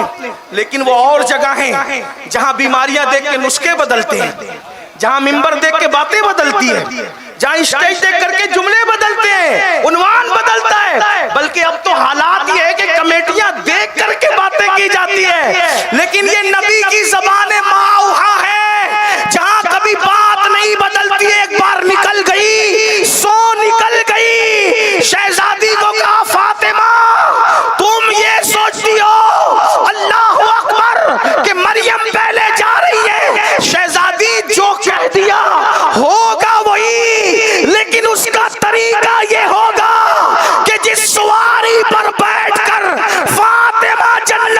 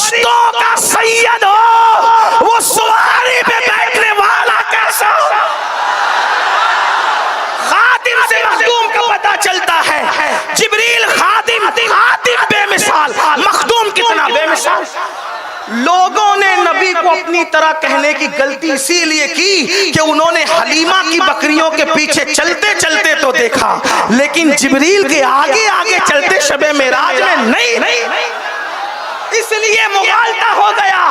ورنہ دیکھو جس کا خادم جبریل ہو وہ مخدوم کیسا ہوگا۔ خادم سے مخدوم کا پتہ چلتا ہے۔ جبریل کو دیکھ کر سید الانبیاء کی عظمت کا اندازہ ہوا۔ علی کو دیکھا تو جس کی لگام حسن پکڑے ہوئے ہے تو پتہ چلا لگام تھامنے والا ایسا ہے تو سواری پر بیٹھنے والا کیسا۔ امام حسن کو دیکھا لگام امام حسین کے ہاتھ میں ہے تو سوچا جس کی سواری کی لگام حسین شہید کربلا کے ہاتھ میں ہو وہ حسن مجتبیٰ کیسے ہو۔ اندازہ کر لیں ذرا، اندازہ کر لیں۔ لیکن آئیے آقا فرما رہے فاطمہ جس سواری پر تم بیٹھی ہوگی اس کی نکیل مریم کے ہاتھ میں ہوگی۔ اور مریم کون ہے؟ کون مریم؟ جس کے لیے قرآن کی 3 سورتیں نازل ہوئی ہے، وہ مریم جس کے حجرے میں کوئی مرد اجازت کے بغیر تو کیا بغیر اجازت یا اجازت لے کر بھی کبھی داخل نہیں ہوا، سوائے ایک مرد حضرت زکریا علیہ السلام کے کوئی مرد نہیں گیا، جس کے حجرے میں بن موسم کے پھل آئے، جس کے مصلے پر بیٹھ کر یا کھڑے ہو کر اللہ کا پیغمبر بیٹا مانگے، وہ مریم۔ کون مریم؟ بتول مریم۔ کون مریم؟ کنواری مریم۔ کون مریم جس کے پاس دم کرنے کے لیے جبریل امین سید الملائکہ ہے؟ کون مریم جس کو اللہ کے رسول فرمائے کہ مریم سردار عورتوں میں سے ایک عورت ہے، سردار ہے، سردار، ایسی سردار جس کی نکیل پکڑ کے جنت میں جائے۔ جب مخدومہ کی شان کا یہ، جب خادمہ کی شان کا یہ عالم ہے تو مخدومہ سیدہ فاطمہ کی شان کا عالم ہے۔ بات دور نکل گئی۔ عرض کیا کر رہا تھا، کسی نے کہا حسین اور حسن تمہاری امی تو بڑی نیک تھی، نیکوں کے ساتھ کھانا کھانے سے مغفرت ہوتی ہے، یہی بات چل رہی تھی، یہی بات چل رہی تھی۔ تو کہا امی تو بڑی آپ کی نیک ہے، آپ کبھی ان کے ساتھ بیٹھ کے کیوں نہیں کھائے؟ تو امام حسن اور حسین نے کہا امی کے ساتھ ایک برتن میں اس لیے نہیں کھایا، اس لیے نہیں کہ امی کی نظر کسی لقمے پر پڑے اور اسی لقمے پہ ہماری نظر پڑے اور ہمیں اطلاع نہ ہو کہ یہ لقمہ امی اٹھانا چاہتی ہے اور ہم اس لقمے کو بغیر اطلاع کے اٹھا کے کھا لیں تو کہیں ماں کی بے ادبی نہ ہو جائے، کہیں ماں کی اس لیے ہم نے ماں کے ساتھ ایک برتن میں کبھی کھانا نہیں کھایا۔ آپ سے پوچھتا ہوں، یو پی سے، بہار سے، دلی سے، بنگال سے ممبئی آتے ہو، بڑے بڑے فلیٹ خریدتے ہو، مکان خریدتے ہو، دکان خریدتے ہو، بوڑھے ماں باپ ادھر انتظار کرتے ہیں میرے بیٹے کا فون تو آئے۔ سوچو کبھی فون کیا؟ سوچے تو یہاں آ کے کس کس سے دل لگایا؟ کبھی اپنے ماں باپ سے دل لگایا؟ جس کا تعلق اپنی ماں سے نہیں ہے اس کا تعلق امام حسین سے نہیں، جس کا تعلق اپنے باپ سے نہیں ہے اس کا تعلق امام حسین سے نہیں۔ آپ کیا سمجھتے ہیں؟ اگر آپ کربلا کو صرف ایک افسانے کے طور پہ سنتے تو آپ جانے، آپ کا کام جانے، لیکن اگر حقائق سننا چاہتے ہیں یہ حقیقتیں، وفا کا نام حسین ہے۔ ایک بات بتاؤں، سوتیلا رشتہ کتنا مشکوک ہے؟ سب سے زیادہ سوتیلا رشتہ مشکوک، کسی کو بول رہی ہے میرا سوتیلا بھائی ہے، آدمی فوراً شک کی نظر سے دیکھتا ہے۔ سوتیلے بھائی کا مطلب کیا؟ سوتیلی امی ہے مطلب کیا؟ سوتیلا چچا مطلب کیا؟ سوتیلا رشتہ گالی سے کم نہیں ہے۔ سوتیلے رشتے کا مطلب کیا قرآن سے بتاؤں؟ دیکھو سورہ یوسف اٹھا کے اس کی تفسیر دیکھو۔ سوتیلے رشتے کا مطلب سوتیلے بھائی باپ کو کہتے ہیں سیر تفریح کرانے لے جا رہے، یہی ہے نا سوتیلا رشتہ، اور لے جا کر کے ہاتھ کی روٹی چھین کے کتے کے آگے ڈالتے، یہ سوتیلا بھائی اسی کو کہتے ہیں نا۔ یہ کون کہہ رہا ہے؟ قرآن کہہ رہا ہے، تفسیر کہہ رہی ہے۔ ہاتھ کی روٹی چھین کے کتے کے آگے ڈال دے، پانی چھین کے زمین پہ ڈال رہے ہیں، لات سے مار کے کنویں میں ڈال رہے ہیں۔ کون ہے؟ سوتیلا رشتہ۔ توجہ کرنا، سوتیلا رشتہ یہ ہے، یہی آپ نے پڑھا، یہی سنا، سب نے پڑھا، سب نے سنا۔ میں ان سوتیلے بھائیوں کو کوئی گالی نہیں دے رہا ہوں، لیکن ایک بات بتا رہا ہوں، سوتیلا رشتہ یہ۔ اب آؤ کربلا میں سوتیلا رشتہ دیکھو، صدیوں کے سوتیلے مشکوک رشتے کو توجہ کرنا، صدیوں کے مشکوک سوتیلے رشتے کو امام حسین نے اتنا معتبر بنا دیا کہ کل تک لوگ سوتیلا بھائی کہنے میں شرماتے تھے، کربلا کے بعد کہتے میں سوتیلا بھائی ہوں، کیونکہ سوتیلے بھائی کا نام عباس ہوا کرتا ہے۔ آپ سمجھتے ہیں آپ عباس کیا چیز، عباس کیا چیز ہے بتاؤں، عباس کیا چیز ہے بتاؤں، عباس کیا چیز ہے بتاؤں، عباس کا جیسے رسول اللہ کو، جیسے تقابل کے طور پر نہیں صرف سمجھانے، جیسے رسول اللہ کو اپنے اصحاب میں سب سے زیادہ اعتماد افضل البشر بعد الانبیاء بالتحقیق سیدنا صدیق اکبر پہ تھا، ویسے ہی کربلا میں سب سے زیادہ اعتماد میرے آقا امام حسین کو۔ آخر حسین پاک نے سوتیلے بھائی کو کتنا پیار دیا ہوگا کہ سوتیلا بھائی یوں رشتوں کے بندھن میں بند کے دیوانہ ہوا ہوگا۔ آئیے اگر آپ اجازت دیں اب میں وہ اپنا عنوان چھوڑ دوں کربلا کے بعد تو چھیڑ بھی نہیں سکوں گا، لیکن عباس کیا ہے سن لے بات ختم کرتا۔ عباس، غازی عباس، مولا عباس، پہلے یہ سن لیں حضرت عباس کو قمر بنو ہاشم کہتے ہیں، یعنی اتنے خوبصورت تھے عباس، اتنے خوبصورت تھے عباس کہ مولا علی کے ہمشبی تھے، قد بھی ویسا ہی میانہ قد، چوڑا سینہ بہت چوڑا تھا اور بازو موٹے موٹے بھرے ہوئے تھے، بڑی بڑی آنکھیں اور داڑھی بھی خوبصورت۔ مورخین لکھتے ہیں کہ جب اونٹوں کو چارہ کھلاتے تھے تو اونٹ کی پیٹھ پہ ہاتھ رکھ کے کھڑے ہوتے تھے، بہادری کا یہ عالم تھا، اور خوبصورتی کی وجہ سے لوگ ان کو قمر بنو ہاشم یعنی بنو ہاشم کا چاند کہتے تھے، اور اتنے سخی تھے باپ کی طرح، اتنے سخی تھے کہ لوگ ان کو باب الحوائج کہتے تھے، یعنی ان کے دروازے پہ جاؤ تو کبھی مراد رد نہیں ہوتی۔ اور آپ کو ایک بات اللہ کی قسم کھا کر کے بتاؤں، دروازے پہ جانا تو دور کی بات، آپ کہیں بیٹھ کے ان کا نام لے کر کے دعا کریں، مراد پوری نہ ہو تو پھر کہیں۔ ہر سال ہمارے شہر مالیگاؤں میں جو پروگرام ہوتا ہے، جب میں غازی صاحب کی شہادت پڑھتا ہوں تو لوگوں کو کہتا ہوں جو مرادیں مانگنے مان لیں۔ اللہ کی قسم مالیگاؤں والوں سے آپ آ کر کے پوچھیں، بیٹوں کی مرادیں مانگتے ہیں، بیٹے پیدا، جڑوا بیٹے پیدا، بیٹیاں پیدا، رشتے، یعنی باب الحوائج کی سخاوت آج بھی جاری ہے۔ تو کیسے عباس بتاؤں آپ، سوتیلے بھائی ہیں، کیا معتبر کیا رشتے کو۔ ایک سوتیلا بھائی ادھر ہے، کتے کے آگے روٹی ڈال دی، پانی زمین پہ پھینکا، مار پیٹ کر کنویں میں ڈال۔ لیکن امام علی یاد رکھنا، محبتیں وصول کرنے کے لیے محبتیں دینی پڑتی ہیں۔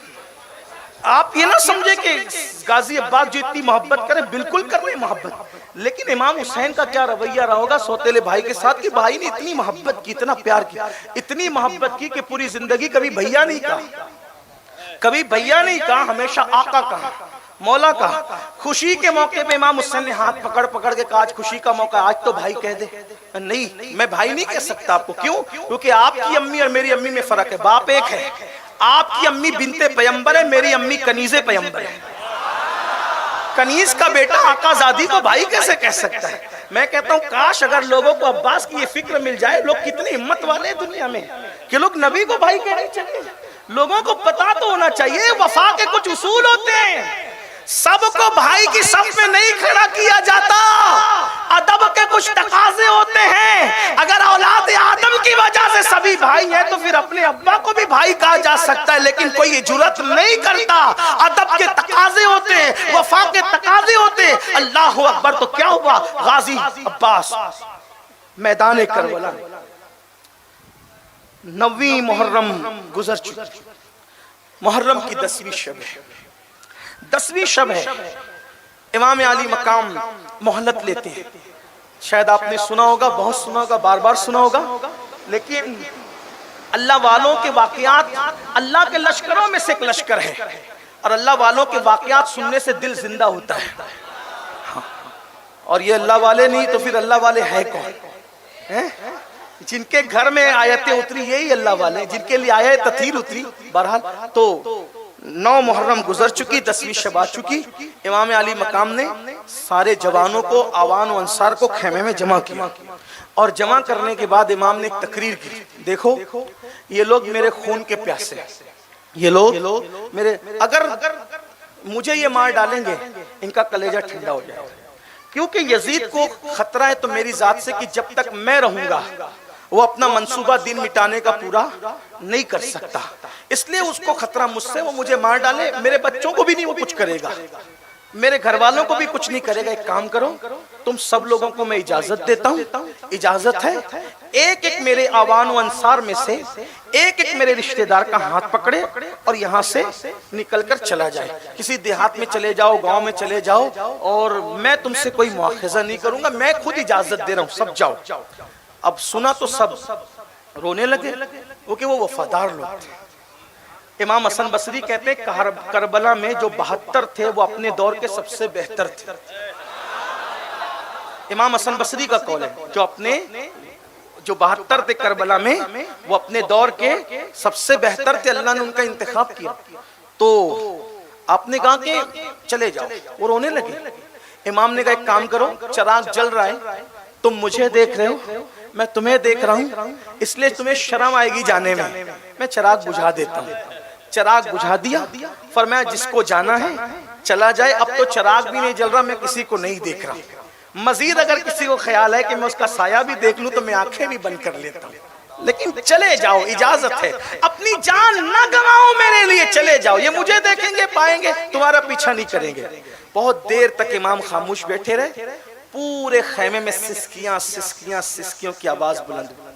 72 میں سے کوئی ایک بھی تو جا سکتا تھا، ممکن تھا کوئی ایک بھی جاتا۔ جب بدر سے لوگ چلے گئے تو کربلا سے کیوں نہ جاتے؟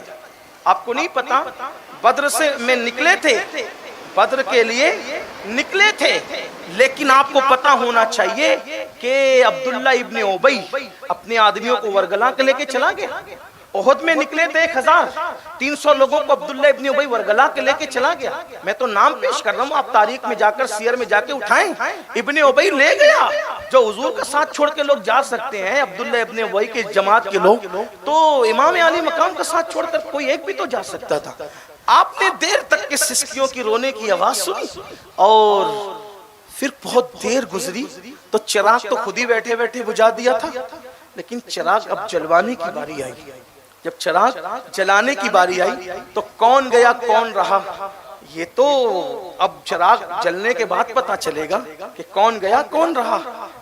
امام نے جب چراغ جلانے کی بات آئی، کتنا اعتماد تھا سوتیلے بھائی پر، آواز کسی اور کو نہیں دی، نہ بیٹے کو، نہ بھتیجوں کو، نہ دوسرے بھائیوں کو، کسی کو نہیں کہا عباس اٹھو چراغ جلاؤ، عباس اٹھو چراغ جلاؤ۔ یعنی حسین پاک کو کتنا اعتماد ہے، کون جائے گا کون رہے گا گارنٹی ہو نہ ہو، لیکن سب جا سکتے ہیں، میرا عباس نہیں جا سکتا۔ یہ رشتوں کا اعتماد ہے کربلا میں۔ آپ کربلا کو جس زاویے سے دیکھیں، آپ کو کربلا میں وہ سب نظر آئے گا۔ یہ عنوان ہے، اسٹڈی کریں، آپ کو کربلا میں سب نظر آئے گا۔ آگے پڑھ لوں، آپ کوئی مراد لینا ہے تو لے لیں۔ امام غازی عباس کی شہادت پڑھ دیتا ہوں آپ کے سامنے، تاکہ ایک شہادت ہی پڑھنے کا شرف مجھے مل جائے۔ تو غازی صاحب کربلا میں تھے، آپ نے چراغ جلا دیا، سب بیٹھے تھے اور رو کر کے کہتے تھے، آپ کے بچپنے کے دوست تھے امام حسین کے حضرت حبیب، ان کا کربلا میں الگ سے مزار ہے۔ حبیب کہتے ہیں حسین تیرے بعد کی زندگی پہ لعنت ہے، نہیں جینا چاہتا ہوں تیرے بعد۔ مسلم ابن اوسجا کہتے ہیں اگر چلے جائیں گے تو چند دن جینے کے بعد پھر مرنا ہے، آپ کے نانا کو منہ کیا دکھائیں گے، ہم نہیں جینا چاہتے۔ سب روتے تھے، کہتے تھے کافی ٹھیک ہے جاؤ عبادت میں مصروف ہو جاؤ، آج آخری رات۔ صبح ہوئی، ہر صبح ہر وقت کوئی نہ کوئی اذان دیتا تھا۔ کربلا کی صبح میں مورخین لکھتے ہیں، دیکھو تاریخ میں سینکڑوں واقعات اور سینکڑوں اقوال ہیں، جتنا پڑھو گے اتنے آپ کو الگ الگ اقوال ملیں گے، اور کربلا پہ جتنا لکھا گیا سیرت مصطفیٰ کے بعد اتنا کسی عنوان پہ نہیں لکھا گیا، سب سے زیادہ کربلا پہ لکھا گیا۔ لیکن بہرحال مورخین کا قول ہے، بیان کر رہا ہوں، سن لیں۔ آقا امام علی مقام نے فرمایا آج اذان علی اکبر دیں گے۔ خوبصورت تھے، حضور کی تصویر تھے، آواز بھی کچھ ملتی جلتی حضور علیہ السلام سے تھی۔ کربلا میں فجر کی اذان ان سے دلوائی، خود نماز پڑھی، زندگی کی جماعت کے ساتھ آخری نماز تھی۔ کربلا کا مارکا گرم ہوا، بہت سر کٹے اور بہت کچھ ہوا، لیکن جب حضرت سیدہ سکینہ، شہزادی سکینہ جن کو سکینہ بھی کہتے ہیں، اب میں جو ہے وہ نام کے تلفظ میں اپنی قوم کو اس لیے نہیں الجھاتا کیونکہ جو قوم بیچاری کرنے کا ترجمہ نہیں جانتی، اب ان کو میں کیا نام کے تلفظ سکھاؤں، جو کہتے آ رہے وہی کہتے رہو، اور اگر پھر پڑھ لکھ لو تو بات الگ ہے۔ لیکن بہرحال حضرت سیدہ سکینہ نے جو امام علی مقام کی 7 سال کی شہزادی تھی، انہوں نے بلایا غازی عباس کو اور مولا عباس کو بلا کے کہا چچا زندگی میں جو مانگا آپ نے ہر ہٹ پوری کی، ہر مراد پوری کی، ہر تمنا پوری، چچا آج پانی چاہتی ہے آپ کی بھتیجی، مجھے پانی چاہیے، اور پانی اپنے لیے کم میرے اصغر کے لیے زیادہ، 6 مہینے کا میرا بھائی ہے، ننھا سا معصوم۔ جب بھی میں ذکر کربلا میں بیان کرتا ہوں تو لوگوں سے کہتا ہوں کہ علامہ ارشد القادری نے جس معنی میں لکھا ہے میں اسی معنی میں کہتا ہوں، لغوی معنی میں، اور جس معنی میں روافظ کہتے ہیں اس معنی میں نہ کہتے ہیں نہ مانتے ہیں، نہ ہمارا وہ عقیدہ ہے، ٹھیک؟ فرشتے اور انبیاء کے سوا ہم کسی کو معصوم نہیں مانتے، لیکن لغوی طور پر بے گناہ کے معنی میرا معصوم 6 مہینے کا بھائی ہے، اور کبھی مٹھیاں بند کرتا ہے، کبھی کھولتا ہے، کبھی پیر سمیٹتا ہے، کبھی پھیلاتا ہے، اور کبھی زبان سوکھی دکھاتا ہے، ہونٹوں پر زبان پھیرتا ہے۔ چچا بھائی کی تکلیف نہیں دیکھی جاتی، حالانکہ وہ بھی سگی بہن نہیں تھی علی اصغر، وہ بھی سوتیلی بہن۔ یہی کربلا، رشتوں کی وفا کو کربلا کہتے ہیں، اللہ سے وفا کو کربلا کہتے ہیں، رسول اللہ کے دین کے تحفظ کے لیے سب قربان کرنے کو کربلا کہتے ہیں۔ تو بہرحال کہا کہ بھائی کے لیے پانی لا دیں۔ غازی عباس نے مشکیزہ اٹھایا، کندھے پہ ڈالا، اور کندھے پہ ڈال کر چلے میدان کے۔ کئی کتابوں کا اتر مجموعہ نچوڑ کر پیش کر رہا ہوں، کئی کتابوں کا اتر مجموعہ، اس میں صدر الفاضل علیہ رحمہ کی سوانح کربلا ہے، مفتی جلال الدین امجدی صاحب کی خطبات محرم ہے، علامہ حسن رضا بریلوی کی آئین قیامت ہے، اسی طریقے سے اور بھی شام کربلا بہت سی کتابیں، اور بھی ان کا اتر مجموعہ۔ بس بات ختم کرنے لگا ہوں، مجھے پتہ ہے ٹائم مکمل ہو رہا ہے۔ ٹھیک، ماشاءاللہ، نوازش، اچھا اچھا، بہت درود شریف، درود شریف پڑھ لیں، درود شریف پڑھنے اتنے لوگ ہیں، اتنے درود حضور کی بارگاہ میں پیش ہو جائیں۔ اللہم صلی علی سیدنا و مولانا محمد معدن الجود والکرم وآلہ وصحبہ وبارک وسلم صلاۃ و سلام علیک یا رسول اللہ۔ مشکیزہ اٹھایا، کندھے پہ رکھا، اور کندھے پہ رکھ کے مولا حسین کے پاس آئے، مولا فرات پہ جانے کی اجازت دے۔ امام علی مقام نے اوپر سے نیچے تک دیکھا، کہا صبح سے اب تک تو سب کے لاشیں اٹھا کر کے لاتا ہوں، خیمے میں رکھتا ہوں، اور جس کو دیکھو جو جاتا ہے واپس نہیں آتا، اور اب تم جاؤ گے، اور تم جاؤ گے تو میں جانتا ہوں کہ تم بھی واپس نہیں آؤ گے، حالات ایسے ہیں کہ واپس نہیں آؤ گے۔ غازی نے کہا میرے آقا شہزادی سکینہ کا حکم ہے، میں نہیں ٹال سکتا، کیا جواب دوں میں اس شہزادی کو اور شہزادوں کو؟ آپ مجھے اجازت دیں، میں پانی لے کر آتا ہوں۔ مولا نے دیکھا امام نے، اور آنکھوں میں آنسو آ گئے، کہا ٹھیک ہے جاؤ۔ قاضی پہنچے، 500 سپاہیوں کا پہرا تھا فرات پر، فرات موجے مار رہا تھا، کتے سور جانور اس میں لوٹ بھی رہے تھے، پانی بھی پی رہے تھے۔ دوسرے کنارے پر کافر کو بھی پینے کی اجازت تھی، جانوروں کو، چڑیوں کو، کووں کو، سب کو پینے کی اجازت تھی۔ اگر پانی پر پہرا لگا تھا تو صرف کس کے لیے؟ ساقی کوثر کے لالوں کے، ساقی کوثر۔ کیا حالات تھے! جب دنیا دل میں بس جاتی ہے تو انسان کہاں پہنچتا ہے نا؟ غازی 500 فوج کا پہرا ہے، ایک اکیلا غازی ذوالفقار حیدری ہاتھ میں لے کر چلاتا ہے، اور خیبر کی یاد تازہ ہو جاتی ہے۔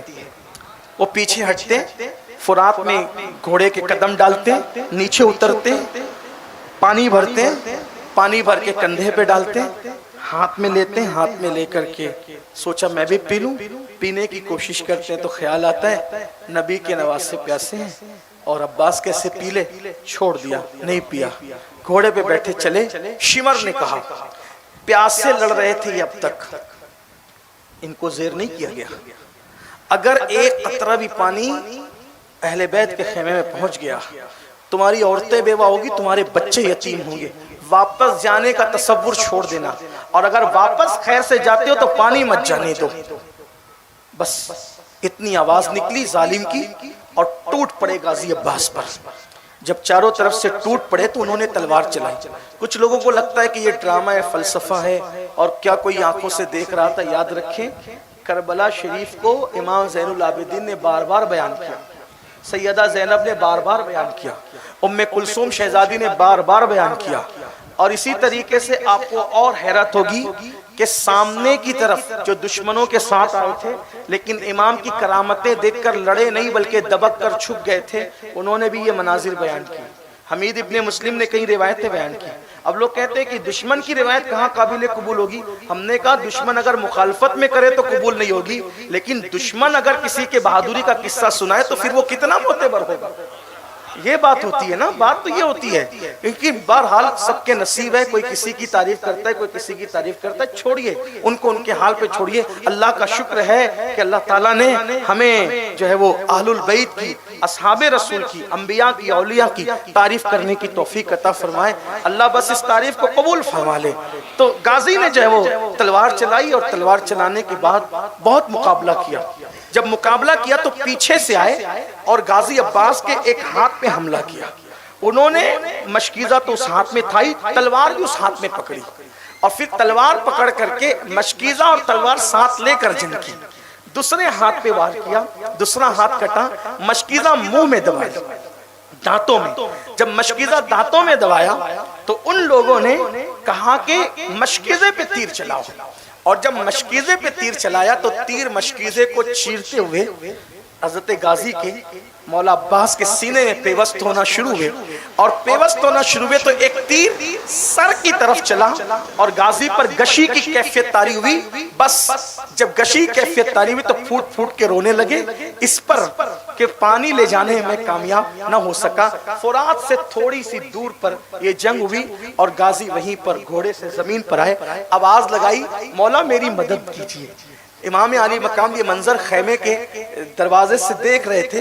جب دیکھا کہ غازی زمین پر آئے ہیں تو گھوڑا دوڑاتے ہوئے وہاں تک پہنچے، اور جب وہاں پہنچے تو دشمنوں کو ہٹایا۔ ہٹانے کے بعد غازی کو اپنی گود میں لیا، اور گود میں لینے کے بعد تیر نکالا سر سے اور چہرے پر ہاتھ پھیرا۔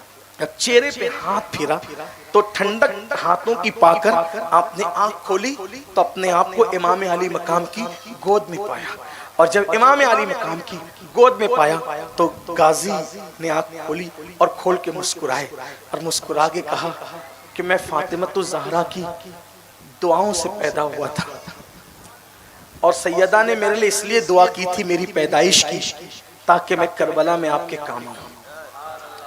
اس کا واقعہ یہ ہے کہ جب سیدہ فاطمۃ الزہرا دنیا سے تشریف لے جانے لگی تھی تو مولا علی کو آخری ملاقات میں کہا تھا، علی میرے بعد تم کسی نہ کسی بیوی سے نکاح تو کرو گے۔ اس روایت کو سرکار نظمی نے اپنی کتاب میں لکھا، جس کا مفہوم میں پیش کرتا ہوں کہ علی میرے بعد کسی نہ کسی عورت سے تم نکاح تو کرو گے، میری موجودگی میں تم نے نکاح نہیں کیا لیکن میرے بعد تو کرو گے۔ مولا علی کو خیال آیا کہ اگر میں ہاں کر دوں تو یہ جاتے جاتے دل کو تکلیف نہ لے جائیں، تو چپ رہے۔ کہا علی کہو نا، میرے بعد نکاح تو کرو گے لیکن میری وصیت ہے جب میرے بعد نکاح کرنا تو کسی بہادر عورت سے کرنا، نکاح بہادر گھرانے کی بہادر عورت سے نکاح کرنا۔ مولا علی نے کہا سیدہ اب تک تو خوبصورتی اور نسب اور یہ ساری چیزیں دیکھ کر نکاح ہوتے ہیں، یہ عجیب سی شرط نہیں ہے کہ بہادر عورت اور بہادر گھرانے کی عورت سے نکاح کرنا، اس کا کیا مطلب ہے؟ تو تب سیدہ نے کہا مولا علی سے میرے سرتاج، جب میرا حسین کربلا میں ہوگا میں بھی نہ رہوں گی، آپ بھی نہ رہیں گے، حسن بھی نہ رہیں گے، بہادر عورت اور بہادر گھرانے کی عورت سے نکاح کرو گے تو اللہ اس کو بیٹے دے گا، اور اس کے بیٹے بھی بہادر ہوں گے، اور بہادر بیٹے کربلا میں میرے حسین کی مدد کریں گے، اس لیے بہادر سے نکاح۔ تو مولا عباس نے کہا امام علی مقام سے، مولا آپ کی امی کی دعا سے میں سیدہ کی دعا کا نتیجہ ہوں میں، اور انہوں نے اسی لیے ہمارے لیے دعا کی تھی کہ ہم آپ کے کام آئیں، آپ ہم سے خوش ہیں، راضی ہیں مولا؟ امام نے کہا رو کر کہا ہم راضی ہیں، میری کچھ وصیتیں مولا اس کو سن لیں۔ کیا وصیت ہے؟ آپ جو بھی شہید ہوتا ہے اس کا لاشا آپ لے کر جاتے خیمے میں رکھتے ہیں، لیکن میری وصیت یہ ہے کہ میرا لاشا آپ یہیں چھوڑ کر جائیں گے، خیمے میں مت لے جانا میرا لاشا۔ دشمن کے نرگے میں عباس میں تمہیں چھوڑ کے چلا جاؤں تمہارے لاشے کو؟ ہاں، یہ جو چاہیں کر لیں، لیکن میرا لاشا خیمے میں اس لیے مت لے کر جانا کہ جب تک میرا لاشا نہیں لے جاؤ گے سکینہ شہزادی کو انتظار رہے گا کہ میرا چچا اب آئے گا، اب آئے گا، اب آئے گا، اور انتظار رہے گا تو اس کو صبر بھی ہوتا رہے گا، اس لیے میرا لاشا مت لے جانا۔ دوسری چیز، شہزادی کو پتہ مت چلنے دینا کہ عباس شہید ہو گئے، کیونکہ اگر عباس کی شہادت کی خبر ملے گی تو شہزادی کی ہمت ٹوٹ جائے گی۔ بس اتنی مولا میری گزارش ہے۔ امام سے یہ کہہ کر انہوں نے جی بھر کر کے چہرہ دیکھنے کی کوشش کی تو امام نے بھی ان کا ہاتھ پکڑا اور کہا تیری تو ہر مراد پوری کروں گا میرے غازی، لیکن تو بھی تو میری ایک مراد پوری کر دے، تو بھی تو میری ایک مراد پوری کر دے۔ مولا آپ کی کیا مراد ہے اور میں کیسے مراد پوری کر سکتا ہوں؟ تو نے زندگی میں کبھی حسین کو بھائی نہیں کہا، ایک مرتبہ بھائی کہہ دے دنیا سے جاتے جاتے، بس میری مراد پوری ہو جائے گی۔ مورخ لکھتا ہے، کہاں تک مورخ نے انصاف کیا مجھے نہیں پتا، میں بطور ناقل نقل کر رہا ہوں۔ مورخ لکھتا ہے کہ غازی نے چہرہ دیکھا اور ہلکی سی رندھیائی ہوئی زبان میں، ہلکے سے رندھیائی ہوئی زبان میں بھیا کہا اور ان کا سر لڑک گیا، یعنی کہ آخری زبان پر جو نام تھا وہ مولا حسین کا نام تھا۔ بھیا کہہ کر آپ جام شہادت نوش فرما چکے۔ لاشے کو زمین پہ رکھا، امام حسین نے ہاتھ کو کمر پہ رکھا اور کہا غازی تیرے جانے سے میری کمر ٹوٹ گئی۔ بیٹے کی شہادت پر بھی یہ بات نہیں کی، بیٹے کی شہادت اور سوتیلے بھائی کی شہادت میں کہ تیرے جانے سے میری کمر ٹوٹ گئی عباس، تیرے بعد جینا بھی کیا جینا ہے۔ یہ تھی محبتیں اور یہ تھے، اسی لیے آپ دیکھیں گے کہ غازی عباس کا جو مزار ہے وہ آپ کو الگ نظر آئے گا، باقی سب مزارات ایک ساتھ ایک قبے میں، باقی الگ نظر آئے گا۔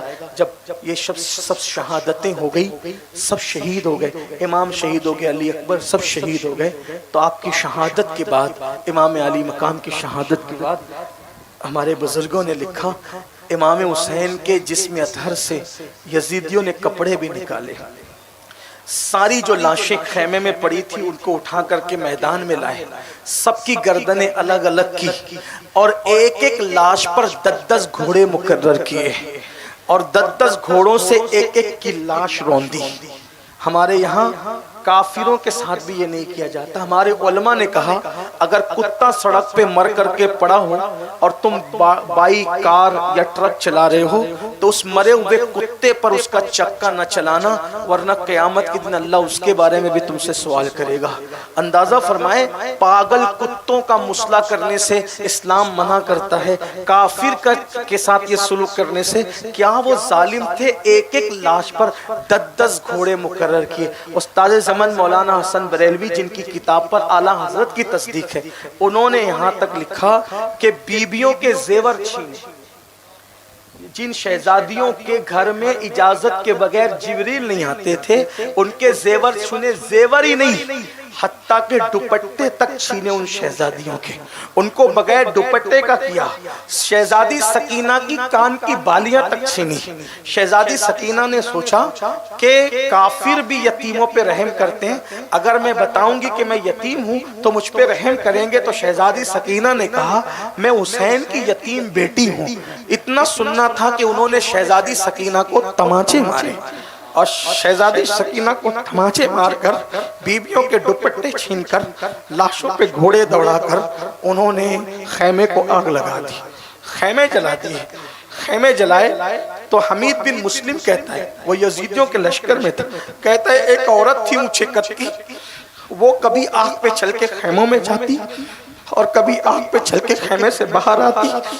تو میں نے پوچھا بی بی کیا تجھے اپنی جان سے محبت نہیں ہے؟ تو یہ آگ پہ چل کے بار بار اندر باہر کرتی کیا بات ہے؟ تو اس بی بی نے کہا میرا نام زینب ہے، میرے بھائی کی ایک ہی نشانی ہے، بیمار بے ہوش پڑا ہوا ہے، اگر میں اس کو نہ بچاؤں گی تو نسل حسین ختم ہو جائے گی، اس لیے میں میرے بھتیجے کو بچانا چاہتی ہوں۔ حمید بن مسلم کہتا ہے میں نے دیکھا کہ جلتی ہوئی آگ پر اندر گئی اور کندھے پر زین العابدین کو ڈال کر لا کر کے باہر کیا۔ یہ سیدہ زینب کا احسان سید کبھی بھول نہیں سکتے، کیونکہ زینب ایک زین العابدین کو کندھے پہ نہیں اٹھا رہی ہے، محمد باقر بھی ہیں، جعفر صادق بھی ہیں، موسیٰ کاظم بھی ہیں، علی رضا بھی ہیں، تقی بھی ہیں، نقی بھی ہیں، بلکہ امام مہدی تک جتنے حسنی حسینی سید ہیں سب پشتے زین العابدین میں موجود ہے۔ ایک زین العابدین کی زندگی بچا کر زینب نے قیامت تک کی نسل حسین کی تحفظ کا سامان کیا ہے۔ یہ سیدہ زینب کا کردار ہے۔ اللہ اکبر۔ اور بتایا کہ عورت صرف گھر میں کپڑے اور برتن دھلنے والی کا نام نہیں ہے، اگر عورت حوصلہ کرے اور کردار کو پاکیزہ بنائے تو اس کے حوصلے سے پوری نسلوں کی حفاظت تک ہو جاتی ہے۔ خیمے جل چکے، خیمے جل چکے، لاشوں پہ گھوڑے دوڑ رہے، سیدہ زینب کا کردار، لاشوں پہ گھوڑے، بہنوں کی توجہ آپ سب کی طرف، لاشوں پہ گھوڑے دوڑنے، خیمے جل چکے۔ بیان کرنے والوں نے بیان کیا، سورج کو گہن لگ گیا، تارے آپس میں ٹکرانے لگے۔ امام بہقی لکھتے ہیں کہ 7 دن تک آسمان سے بارش برسی، خون کی بارش۔ اگر یہ کہہ لیں اس کو دوسرے الفاظ میں کہ آسمان بھی خون کے آنسو رویا۔ بیت المقدس اور جہاں سے پتھر ہٹایا جاتا اس دن تازہ خون نکل آتا۔ لیکن کربلا میں کیا ہوا؟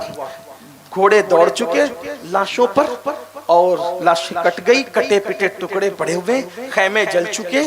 ایسے میں بیویاں رو رہی کھلے آسمان کے نیچے۔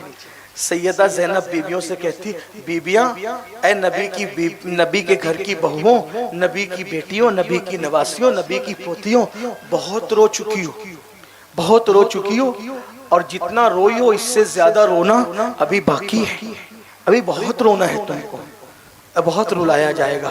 سالار قافلہ تو جا چکا، سالار قافلہ کی موجودگی میں یہ کیا، اس کے جانے کے بعد کیا ہونا ہے تمہیں نہیں پتا، لیکن اتنا ضرور ہے بہت رو چکی ہو، بہت رونا باقی ہے۔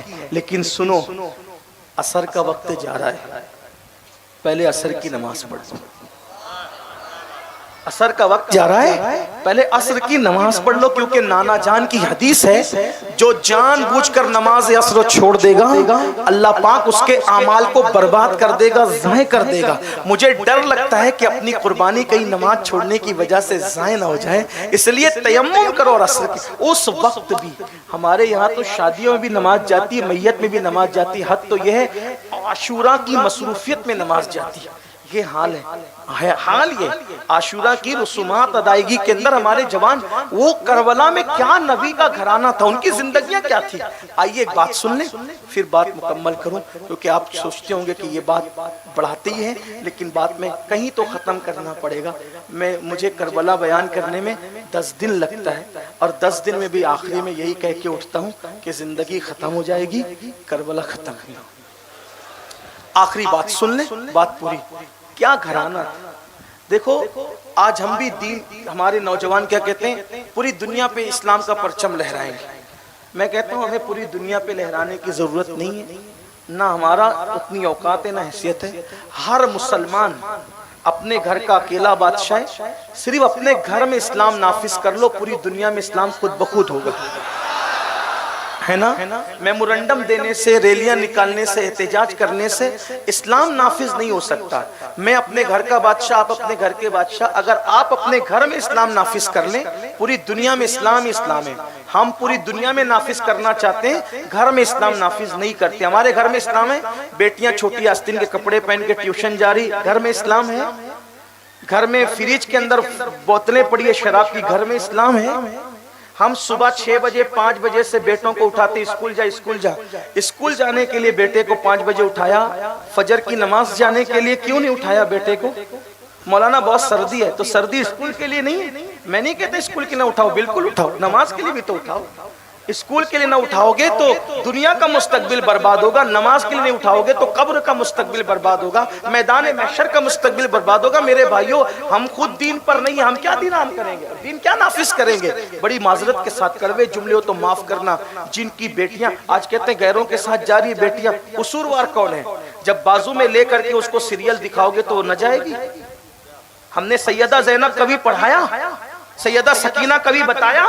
سیدہ فاطمہ کا کردار کبھی سکھایا؟ سیدہ عائشہ خدیجۃ الکبریٰ کبھی پڑھایا؟ جس گھر میں ماں کے ساتھ بیٹھ کر بیٹی سیریل میں بھاگنے اور بھگانے کے مناظر دیکھے گی، وہ نہ بھاگے گی تو پھر کیا کرے گی؟ لوگ کہتے ہیں غربت کی وجہ سے، میں پوچھتا ہوں آج سے 50 سال پہلے غربت زیادہ تھی یا آج غربت زیادہ ہے؟ آج تو بھکاری بھی مالدار بنے، ان کے بھی آپ کے ممبئی میں فلیٹ ہے۔ آپ سے پوچھنا، غربت نہیں ہے، تربیت نہیں ہے، غربت کا معاملہ نہیں ہے، تربیت کا معاملہ ہے۔ اور آپ کو بتا دوں، دین وہ لوگ نہیں بچا سکتے جن کے گھر میں خود دین محفوظ نہیں ہے۔ اگر دین بچانا ہے تو گھر میں دین قائم کرو، جیسے میرے مولا حسین نے کہا۔ سن لو اس کی ایک مثال، بہنوں سے بھی چاہتا ہوں۔ رات ہو گئی، اس رات کو تاریخ میں شام غریبہ کہتے ہیں۔ شام غریبہ، کٹی پٹی لاشیں، سیدہ زینب دوپٹہ چھین لیا گیا، جو خیمہ جلا ہوا تھا خیمے کا ایک ٹکڑا ریت میں بجھایا اور بجھا کر کے وہ خیمے کی تناب سر پہ رکھ لی۔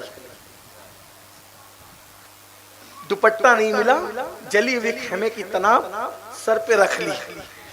حاتم تائی کی بیٹی کو بے دوپٹہ دیکھ کر حضور نے اپنی چادر ڈالی تھی۔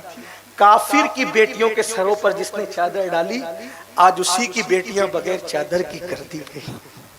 سیدہ زینب نے کچھ ڈھونڈا کہ لاشوں کو کوئی نقصان نہ پہنچائے، کٹی پٹی ہے لیکن ہے تو ہماری، تو ایک ٹوٹا ہوا کھنجر لیا اور ٹوٹا کھنجر لے کر لاش پہ پہرا دینے لگی۔ پہرا دے رہی تھی تو دیکھا اچانک ان لاشوں میں سے کسی کے سسکیوں کی آواز آ رہی۔ سسکیوں کی آواز پہ چلتے ہوئے پہنچی تو دیکھا کہ ایک لاش، کٹی ہوئی لاش، اس سے لپٹ کر سیدہ سکینہ رو رہی، بابا بابا کر رہی ہے۔ اٹھایا، اٹھا کے کہا، میری بیٹی، میری لاڈلی شہزادی، تجھے کیسے پتا چلا اتنے اندھیرے میں اور اس کٹی ہوئی لاش کی یہی تیرے بابا کی لاش ہے؟ تو سکینہ نے کہا، شہزادی سکینہ نے، پھوپھی امی، مجھے تو اب بابا کے سینے کے بغیر سونے کی عادت نہیں ہے۔ جب میں نے کہا بابا تم کہاں ہو، میں تمہارے سینے پہ سونا چاہتی ہوں، تو اسی لاش سے آواز آئی تھی، بیٹی میں یہاں ہوں، تو مجھے پتا چلا یہی میرے بابا کی لاش ہے۔ سکینہ کو سینے سے لگایا، ام کلثوم کے سپرد کیا۔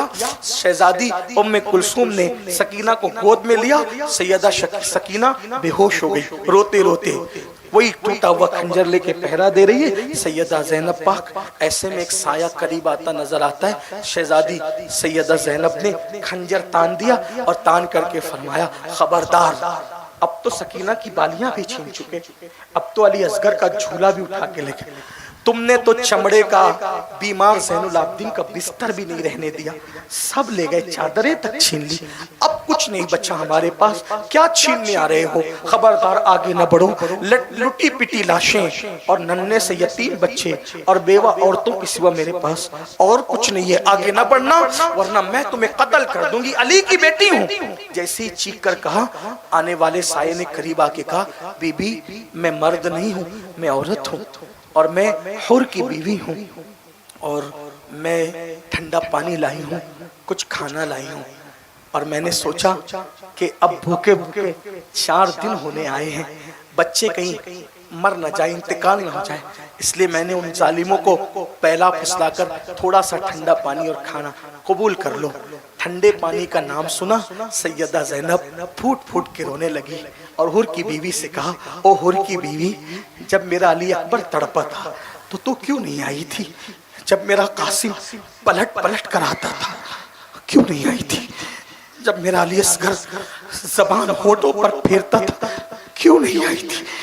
آج تو آئی ہے، لے جا تیرا پانی، ہمیں ٹھنڈے پانی کے نام سے بھی نفرت ہوئی ہے، ہمیں پانی قبول نہیں کرنا۔ اس نے کہا، شہزادی میں اہل بیت کی محب ہوں، آپ کے خاندان میں آنے والے کو خالی نہیں لوٹایا جاتا، شہزادی یہ پانی قبول کر لو ورنہ مجھے تانا دیں گے۔ सैयदा ज़ैनब ने हुर की बीवी को साथ लिया और साथ लेकर के कहा चलो। आई, कटोरे में पानी निकाला और पानी निकालकर शहजादी सकीना के चेहरे पे छींटे दिए और छींटे दे करके शहजादी सकीना होश में आई। कहा बेटी ये पानी पी लो। जैसे ही पानी का नाम सुना शहजादी सकीना ने कहने लगी फूफी अम्मी, क्या चचा अब्बास फुरात से वापस आ गए? फूफी चचा अब्बास वापस आ गए। खवातीन रो पड़ी, जख्म हरे हो गए। सैयदा ज़ैनब ने कहा सकीना अब तेरा चचा कभी वापस नहीं आएगा। ये पानी हुर की बीवी लाई है बेटी, लो पी लो पानी। फिर दूसरा सवाल, सकीना ने कहा फूफी अम्मी हुर की बीवी पानी लाई है तो क्या ये पानी तुमने पी लिया? फूफी फूफी ये पानी तुमने पी लिया? सैयदा ज़ैनब ने कहा नहीं बेटा, अभी तक ये पानी हमने नहीं पिया, इसलिए कि नाना का फरमान है, नाना की सुन्नत है कि जब भी खाने पीने की चीज आया करे तो पहले छोटों को खिलाओ, छोटों को पिलाओ, ये नाना की सुन्नत है, फिर बड़े खाए पिए। मेरी बेटी 4 दिन के भूखे प्यासे हैं, मगर नाना की सुन्नत कैसे छोड़ दूं मेरी बेटी? नाना की सुन्नत छोड़ूं तो नाना को मुंह क्या दिखाऊं? नाना का फरमान है कि पहले छोटों को खिलाओ पिलाओ, फिर तुम खाना पीना। मेरे पूरे काफले में सबसे छोटी सकीना तुम हो मेरी लाल, सबसे छोटी तुम हो, लो पहले तुम पियो, बाद में हम अपना देखेंगे। मौला हुसैन ने क्या तरबियत की थी 7 साल की शहजादी की। जैसे ही नाना की सुन्नत सुना, कटोरे हाथ में लिया, पानी नहीं पिया। कटोरा हाथ में लिया, पानी नहीं पिया। हम 12, 14, 16 घंटे का रोजा रखते हैं, गर्मी में क्या प्यास लगती है, ना बेटे को देखते, ना भाई को, ना बहन को। लेकिन यहाँ इमाम हुसैन की तरबियत देखो, जैसे ही सुना नाना की सुन्नत है छोटों को खिलाना पिलाना, पानी नहीं पिया, हाथ में लिया, खड़ी हुई और कटी पिटी लाशों की तरफ तेज कदमों से चलने लगी। शहजादी ज़ैनब ने पूछा, सैयदा ज़ैनब ने, सकीना ओ सकीना, सकीना इधर आओ, उन कटी पिटी लाशों की तरफ अंधेरे में कहाँ जा रही हो? तो सकीना ने पलटकर बड़ी मासूमियत से कहा, फूफी अम्मी अभी तो आपने कहा ना कि नाना की सुन्नत है, जब खाने पीने की चीज मिले तो पहले छोटों को खिलाओ पिलाओ। आप भूल गई फूफी अम्मी, आप कहती है पूरे काफले में सबसे छोटी सकीना है। नहीं नहीं, सकीना छोटी नहीं है, मुझसे भी छोटा मेरा भैया अली असगर है। पहले मैं भैया को पानी पिलाकर सुन्नत पर अमल करूंगी, उसके बाद फिर मैंने पानी पीना है। ये हाल था अहलुल बैत का। पूरा काफला जार जार रोने लगा और शहजादी सकीना को कहा, सकीना अब तेरा भैया हुर की बीवी का लाया हुआ पानी नहीं पिएगा, वो तो साकिए कौसर के हाथों कब का सैराब हो चुका है।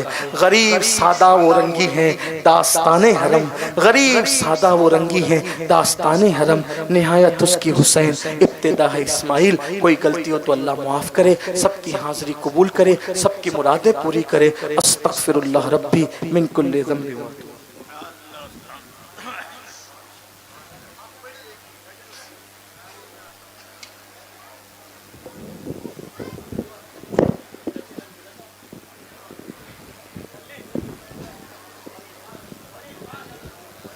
आप सबसे गुजारिश है कि इतनी देर आप लोगों ने सब्र व तहम्मुल का मुजाहरा किया है, कुछ देर के लिए और ठहर जाए। बस एक सैयद साहब की बारगाह में हमारे एक भाई जिनकी तरफ से आज की ये पूरी बज़्म का इंतज़ाम किया गया है, वो शॉल पेश करेंगे और फिर उसके बाद सलातो सलाम और सैयद साहब की दुआ के साथ इंशाअल्लाह महफ़िल का इख्तिताम हो जाएगा। लेकिन दुआ के बाद जब महफ़िल का इख्तिताम होगा तो आप सबसे गुजारिश है कि जितने भी मर्द हजरात हैं वो थोड़ी देर के लिए यूं ही खड़े रहे। जितनी भी ख़वातीन हैं पहले वो निकल जाती है, तो फिर उसके बाद जितने भी मर्द हजरात हैं फिर इंशाअल्लाह आहिस्ता आहिस्ता करके वो भी निकल जाएंगे, ताकि किसी को भी कोई धक्का मुक्की या ऐसा कोई सिचुएशन ना पैदा हो। मैं अशरफ भाई से गुजारिश करूँगा कि वो फ़ौरन स्टेज पर शाल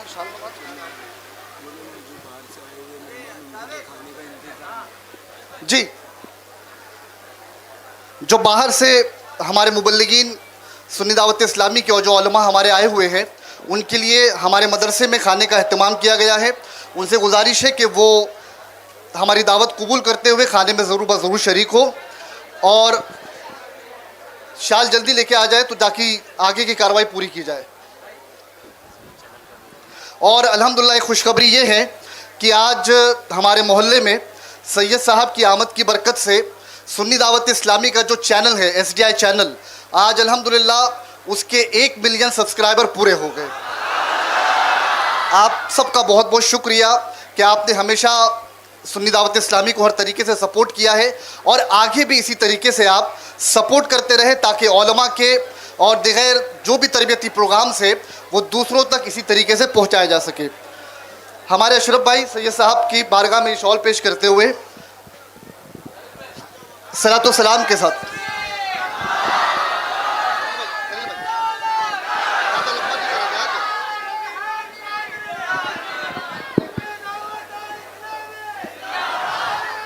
تمہارے سجدے کو کعبہ سلام کہتا ہے, تمہارے سجدے کو کعبہ کہتا ہے, جلال کو ایک خزرا سلام کہتا ہے, چمن کا ہر گل و گلچا سلام کہتا ہے, چمن کا ہر گل و گلچا سلام کہتا ہے, حسین تم کو زمانہ سلام کہتا ہے, حسین تم کو زمانہ سلام کہتا ہے, چراغ و مسجد و منبر سلام کہتے ہیں, نبی رسول پیغمبر سلام کہتے ہیں, علی و فاطمہ شمر سلام کہتے ہیں, خدا گواہ ہے نانا سلام کہتا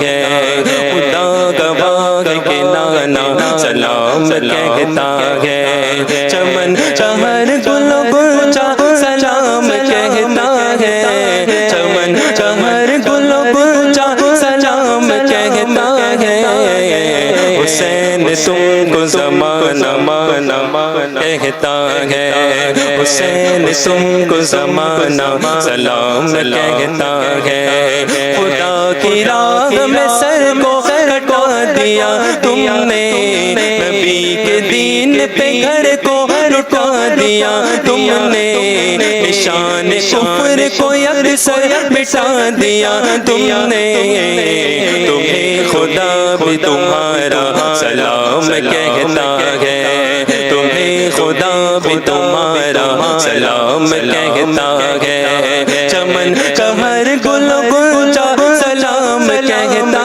ہے, چمن چہر گل و گلچا سلام کہتا ہے, حسین تم کو زمانہ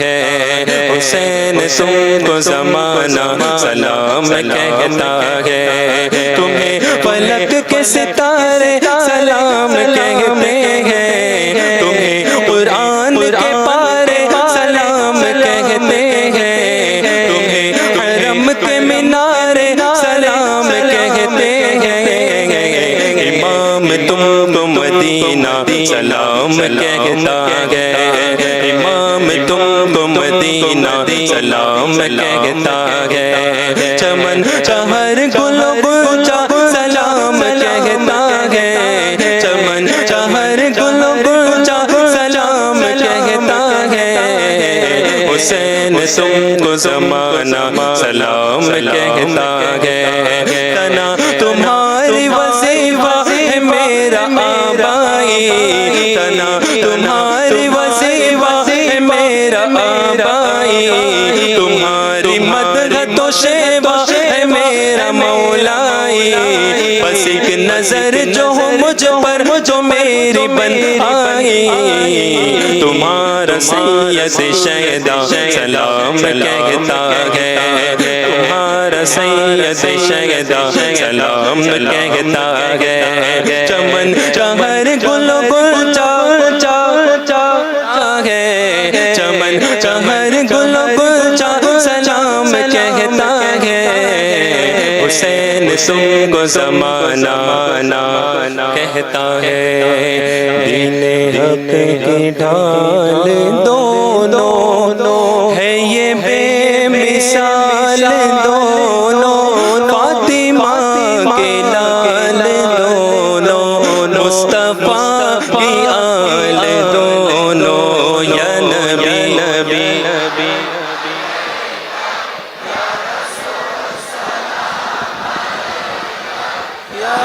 حبیب سلام علیکہ صلوات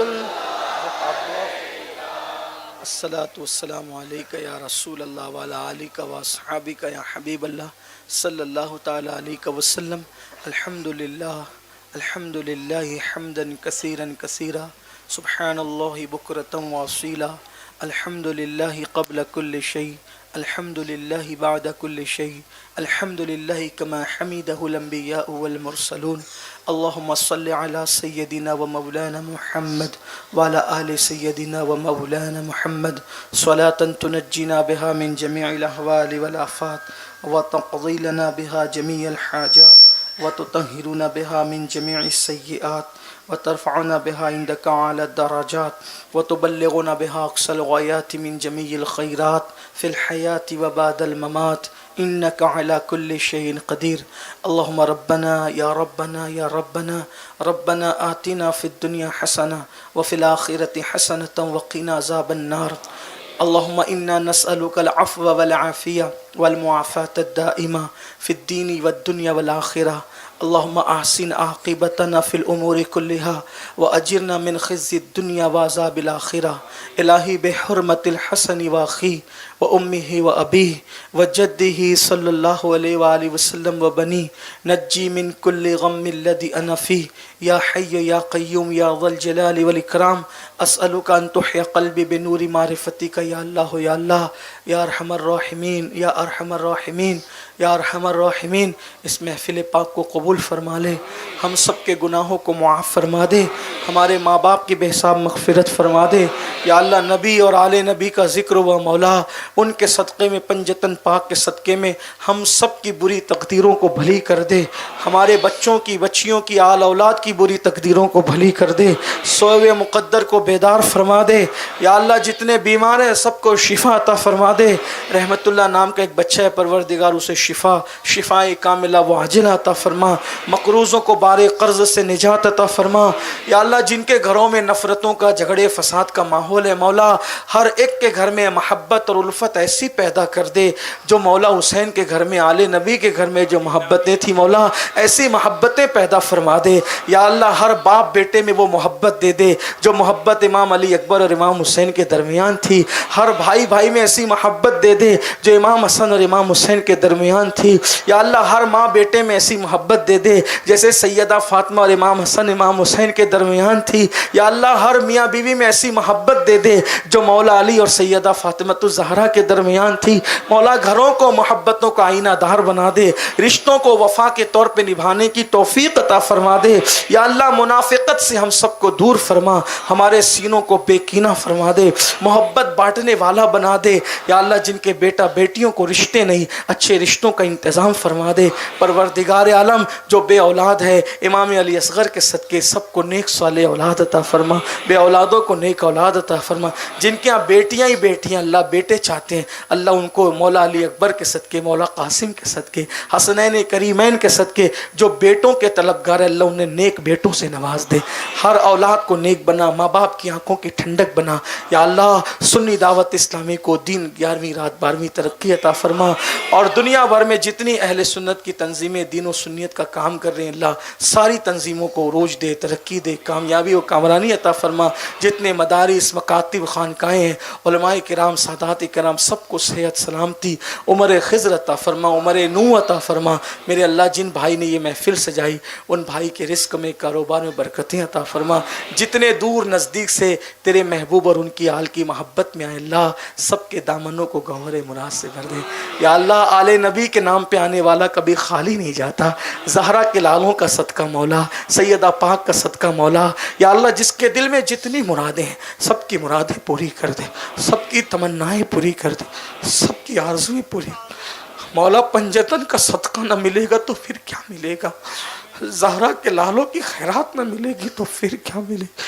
مولا سب کے دامنوں کو گوہر مراد سے بھر دے، سب کو غموں سے بچا کر خوشیاں عطا کر. نبی اور آل نبی کے غم کے سوا ہر غم سے ہمیں نجات عطا فرما. یا اللہ بر صغیر اور پوری دنیا میں امام علی مقام کے ذکر کی محفلیں جیسے سج رہی ہیں اللہ، جب تک چاند سورج نکلتے ڈوبتے رہے اللہ، یہ محفل اسی طرح شان و شوکت کے ساتھ سجدے، ان محفلوں کو عروج دے، ترقی دے، اور ہم سب کو اہل بیت کی سچی محبت، صحابہ کرام اور خلفائے راشدین کے احترام اور تعظیم کے ساتھ عطا فرما۔ یا اللہ کرم فرما دے، ہمیں مانگنا نہیں آتا، تجھے عطا کرنا آتا ہے مولا، جو مانگے وہ بھی عطا فرما دے، جو نہ مانگ سکے وہ بھی تیری شان کے لائق عطا فرما۔ ہزار تمناؤں کی تمنا یہ ہے، جب تک زندگی دے ایمان پر عشق رسول پر زندگی دے، جب موت دے تو ایمان و عشق رسول پر مدینہ منورہ میں خاتمہ بالخیر عطا فرما۔ یا اللہ قیامت کے دن پنجتن پاک کے ساتھ اٹھنا نصیب فرما، پنجتن کے صدقے میں انہی کے ساتھ جنت نصیب فرما۔ الہی بحق بنی فاطمہ کے بر قول ایمہ کنی خاتمہ، اگر دعوت امرت کنی ور قبول، منو دست دامان علی رسول۔ ان اللہ و ملائکتہ یصلون علی النبی یا ایھا الذین آمنوا صلوا علیہ وسلموا تسلیما۔ اللہم صلی علی سیدنا مولانا محمد معدن الجود والکرم وآلہ وصحبہ وبارک وسلم۔ صلاۃ و سلام علیک یا جد الحسن والحسین، یا شہید کربلا، یا دافع کرب و بلا، یا شہید کربلا، یا دافع کرب و بلا، یا شہید کربلا، یا دافع کرب و بلا۔ گل رخا شہزادے گلگون قبا امداد کن، امداد کن، امداد کن، از بندگم آزاد کن، در دین دنیا شاد کن، یا غوث اعظم دستگیر وافوض امری الی اللہ ان اللہ بصیر بالعباد برحمتک یا ارحم الراحمین بحق لا الہ الا اللہ۔